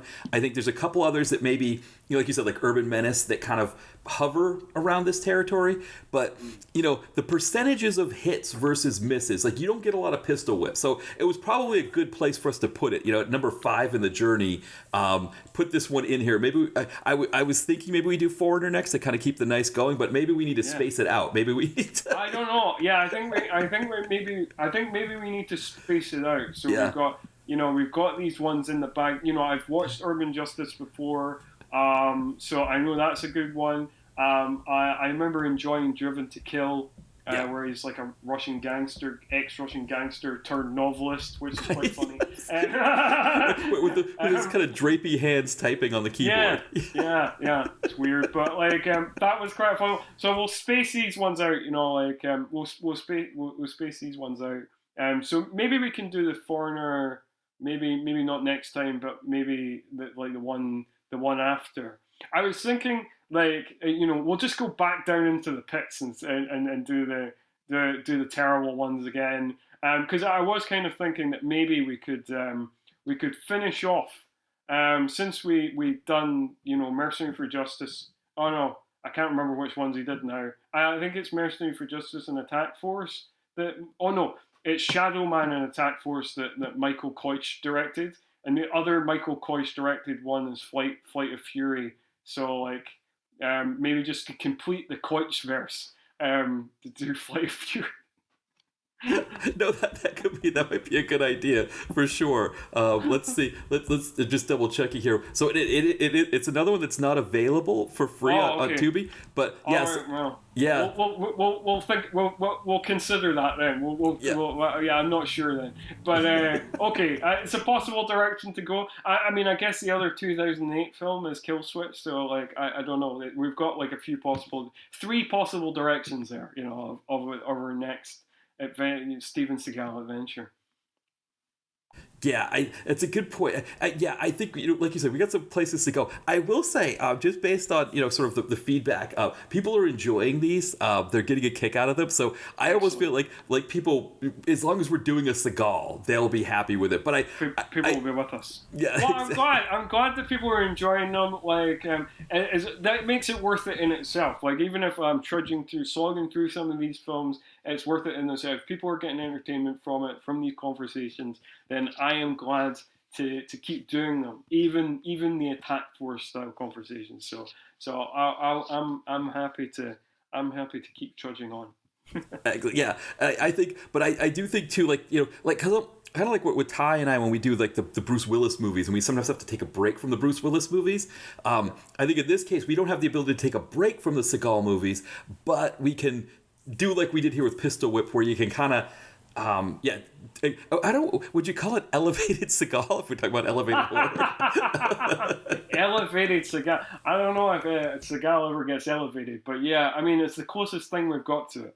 It's the closest thing we've got. And I know that there's like a handful of like decent ones. Yeah. And then I guess like there's other ones that I've seen as well, that are not good ones, but are also not slogs, but are also like so insane that you can't believe they've even been made. Like, like the ones I always think of are like Out for a Kill and Out of Reach, which are like the plots of those are so nutty that you're like, who even wrote this? Who even like came up with this? Like, how did this get made? Like, who read the script and was like, yeah, this is the one, man. And like, and looked at these scenes and were like, "Yep, this is what we're going to put out, man." It's baffling, but like, so there's ones like that as well that are just so out of the stratosphere weird, that they're just really really watchable. Right, because Out for a Kill is definitely in that. So I remember Out for a Kill. I saw the scene. So at spoiler alert for anybody who hasn't seen Out for a Kill, the last scene of the movie, there's a guy running out of a building, and Seagal like kind of leans out of the two-story. It's like it's the baddie. The baddie's escaping. He's going to get away. So Seagal takes a samurai sword, opens up the window. It's a second-story window, and hurls the samurai sword, and it beheads the guy as he's running away. I remember I saw the end of it on TV, and I was like, I've got to find this movie. And I went through like 5 or 6 Seagal movies before I finally found it. It is a beautiful thing. And of course, he plays a professor in Out for a Kill. He's Professor Robert Burns, which he has to be, right? He has to be a professor at some point. I mean, I can't even imagine what it would be like taking his course as a professor. Like, just, I mean, how often would he even show up for his classes, right? He'd have his teaching assistant teaching most of the classes. Yes, I love how specific it is, well, because they give him a proper backstory. Apparently, he is a world expert on like Chinese archaeology. I can't remember. I think like they mentioned like the period of Chinese history that he's most expert on. But like, I don't know, like just the mere thought of Seagal as an archaeology professor, just that alone at the start of the movie amused me enough to keep me going through the rest of the movie. And that's before we even get into all the fucking weirdness that happens in that thing. Yeah, it's absolutely amazing. I mean, so this is going to be an interesting trip. And again, we're only at number 5 here, so we've got some work to do. But it's been fun so far, even with the duds. Yeah, for sure. So, we'll come back again. I think like the best time to come back. I'll come back again in July, and then we can talk for about half an hour on the Euros and confuse your audience, and then we'll talk about whatever Seagal film we're talking about. Exactly. Yes. Yeah. Exactly. So I'm trying to think. So his Command Performance was the one where we did the entire. The World Cup, the group stages of the World Cup. Yeah. Yeah. Because the way these are working out, like you and I are talking here in May, but this episode is probably going to air at the very beginning of June. So what would be perfect is if we talk in July about the Euro Cup, and then the episode airs in August when it's already done. And it's like whoever won, right, that we're talking about. It definitely could work out really well. So, for sure. Well, Sky, as we're wrapping up here, anything you wanted to plug? Just the usuals. As people have maybe listened to these episodes before, I am the co-host of All 90s Action All the Time, a monthly action podcast looking at the action films of the 90s. Each year, we look back at the corresponding year in the 90s. So this year, for 2024, we are looking at the action films of 1994. Episodes come out each month. And then the other podcast that I have is New Horror Express, which is totally like my solo podcast. I interview indie horror directors, writers, actors, authors, all sorts in the indie horror sphere. That podcast I've been doing since 2018, but I am bringing to an end. I just put out my penultimate episode in times of like when we're recording this in April. But by the time this episode goes out, I think my last episode will have been published. I'm looking to publish that sometime or upload that sometime in May. If you want to listen to those, there is quite a lot of those. By the time I publish my last episode in May, there'll be a total of like 184 episodes. There's like a number of those are bonus episodes, but just over 140 of them are full length, hour-long interviews. We've also got bonuses where I covered certain horror festivals, like Grimfest and Fright Fest, and also we did a bunch of specials where we covered 21st century guilty pleasure horrors, like things like Leprechaun in the Hood and Dracula 2000 and other kind of fun stuff like that, Blair Witch 2, all that kind of films that are generally poorly regarded, and we kind of work out, are they a good film, a bad film, a guilty pleasure in like a kind of film that is not so great but still has like a lot of entertainment value. So that's the question we asked about those. So there's about 30 of those, I think. So that's everything. Just those two podcasts. They are wherever you find podcasts: Apple Podcasts, Spotify, all those other ones. I used to always say Stitcher, but that doesn't exist now. So yes, that's all me. That's all my plugs. And so your audience has probably listened to me enough now. Going on my long, rambling, tangential points that I often go on, but then you let me. I'm much more disciplined on other podcasts. Matt lets me be my most freeform on this show. So whether that's a good thing or a bad thing, that's not for me to decide. But anyway, thanks for having me on that. Yeah, absolutely. And just another point too for people listening, the links to both All 90s Action All the Time and A New Horror Express, they're going to be in the podcast description as well, so you'll be able to find them there as well. And All 90s Action All the Time, just to give people a sense, like as we're recording this, some of the recent episodes, of course, I was on doing Highlander 3, the Final Dimension. The Maverick episode was a lot of fun. I listened to that one, so if people are looking for more poker playing, check out the Maverick episode. But they're just like these fun flashbacks to a different time, and it's also always kind of fun with your guests to kind of see how did they consume that movie when it originally came out 30 years ago. I think, so definitely, I think there's a lot in those to watch. So people should at least be subscribed to them so they get the most recent ones. Yeah, and you said this episode will come out at the start of June, so like by that time the May episode will be out. So the May episode will be on Street Fighter, and then I can't quite remember what is happening in June. Oh, it's Speed. We cover so it's Street Fighter in May, Speed in June. So that is quite a, just thinking of like from a movie standpoint, like a movie night standpoint. I mean, Maverick, Highlander 3, Street Fighter and Speed. That would be quite a movie. I mean, I guess it would be 2 movie nights if you think, because I don't know, 4 in a night might be a lot, but a weekend of movies, that would just be some fun 90s stuff there. And I guess Speed I didn't go see in the theater, but the other 3 I did see in the theater. I saw Maverick in the theater, saw Highlander 3, and I saw Street Fighter. And so it's kind of it's complete reverse for me as a direct-to-video connoisseur. I almost see nothing in the theater now, but in the 90s I was going to the theater all the time. Yeah, fair enough. Yeah. Yeah.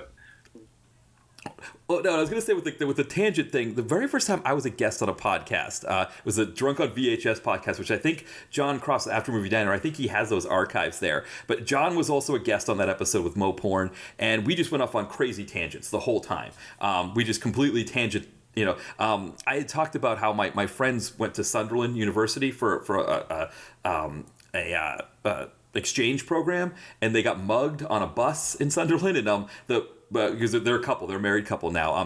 The girlfriend or the wife, she had a flute, and the mugger stole the flute, and suddenly John turned into it was a hobo playing the flute out of his ass or something like that, and it suddenly became hobo butt flute, and our entire episode was just talking about hobo butt flute and things like that. It was just so when I finally had my own podcast, I was like, I kind of see how how Mo felt that we were just going on these tangents, and we did a second episode. I was on for a second time, and it was the same thing. It was just like complete tangent, the whole time, and I was like, I guess as a host, I've got to do a better job of reining that kind of thing in, but I'm actually worse.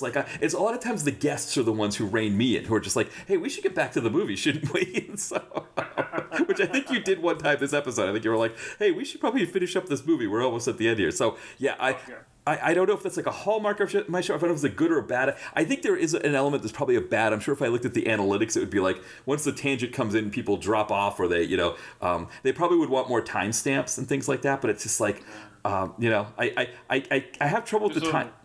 Oh, go ahead.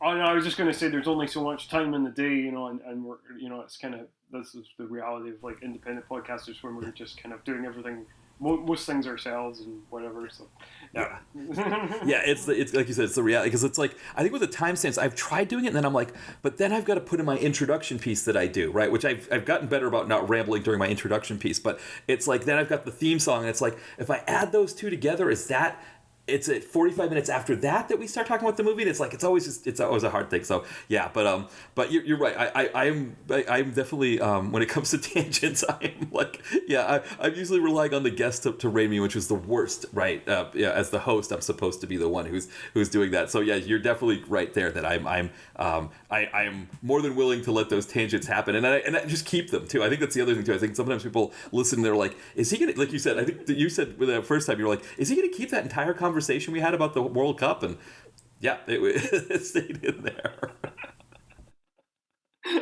Yeah, no. I was surprised that you kept all of that in. But like it is, I think it's an endearing feature of your podcast. I don't think if every podcast was like this, I wouldn't listen to them. And there is some podcasts that I like that are more tight and efficient. But like I like that your podcast is like this. So there is other podcasts where I have guested on where I am more tight, like I'm more simplistic and sharp and tight, like a punk drummer. Whereas here on this podcast, I'm all jazz. That's well, because you never know when you're going to get a chance to talk about Fellini or Godard or English football, or you never know when you're going to get that opportunity. And I guess because I'm using all these crazy analogies all the time, like I was the one who brought us into Fellini, right? I was like, oh, Seagal looks like Marcello Mastroianni, or like I compared sports or something. I have to always talk in analogies, and I think that lends itself to tangents more too. I often talk like that as well. So like yes. I think like it's kind of feeding into itself, because as we're discussing how tangential the podcast can get, is a tangent within itself making this possibly the longest outro of any podcast. I think you're right. I know when I had Ty on recently, we also had a long outro. So you're right. We should call it good here. Well, thank you again, Scott, for coming on. This was I'm glad we had a good Seagal film for you here, a better one here. But it was a lot of fun. So I definitely enjoyed having the conversation with you. Absolutely. It's always a pleasure to come on this podcast and chat movies with you. It's always a great time. So thanks again for having me on. Yes, absolutely. So as you said, it's always a great time. So thank you again for coming on. Yeah, thank you everybody for listening, and we'll be back soon. All right, bye everyone.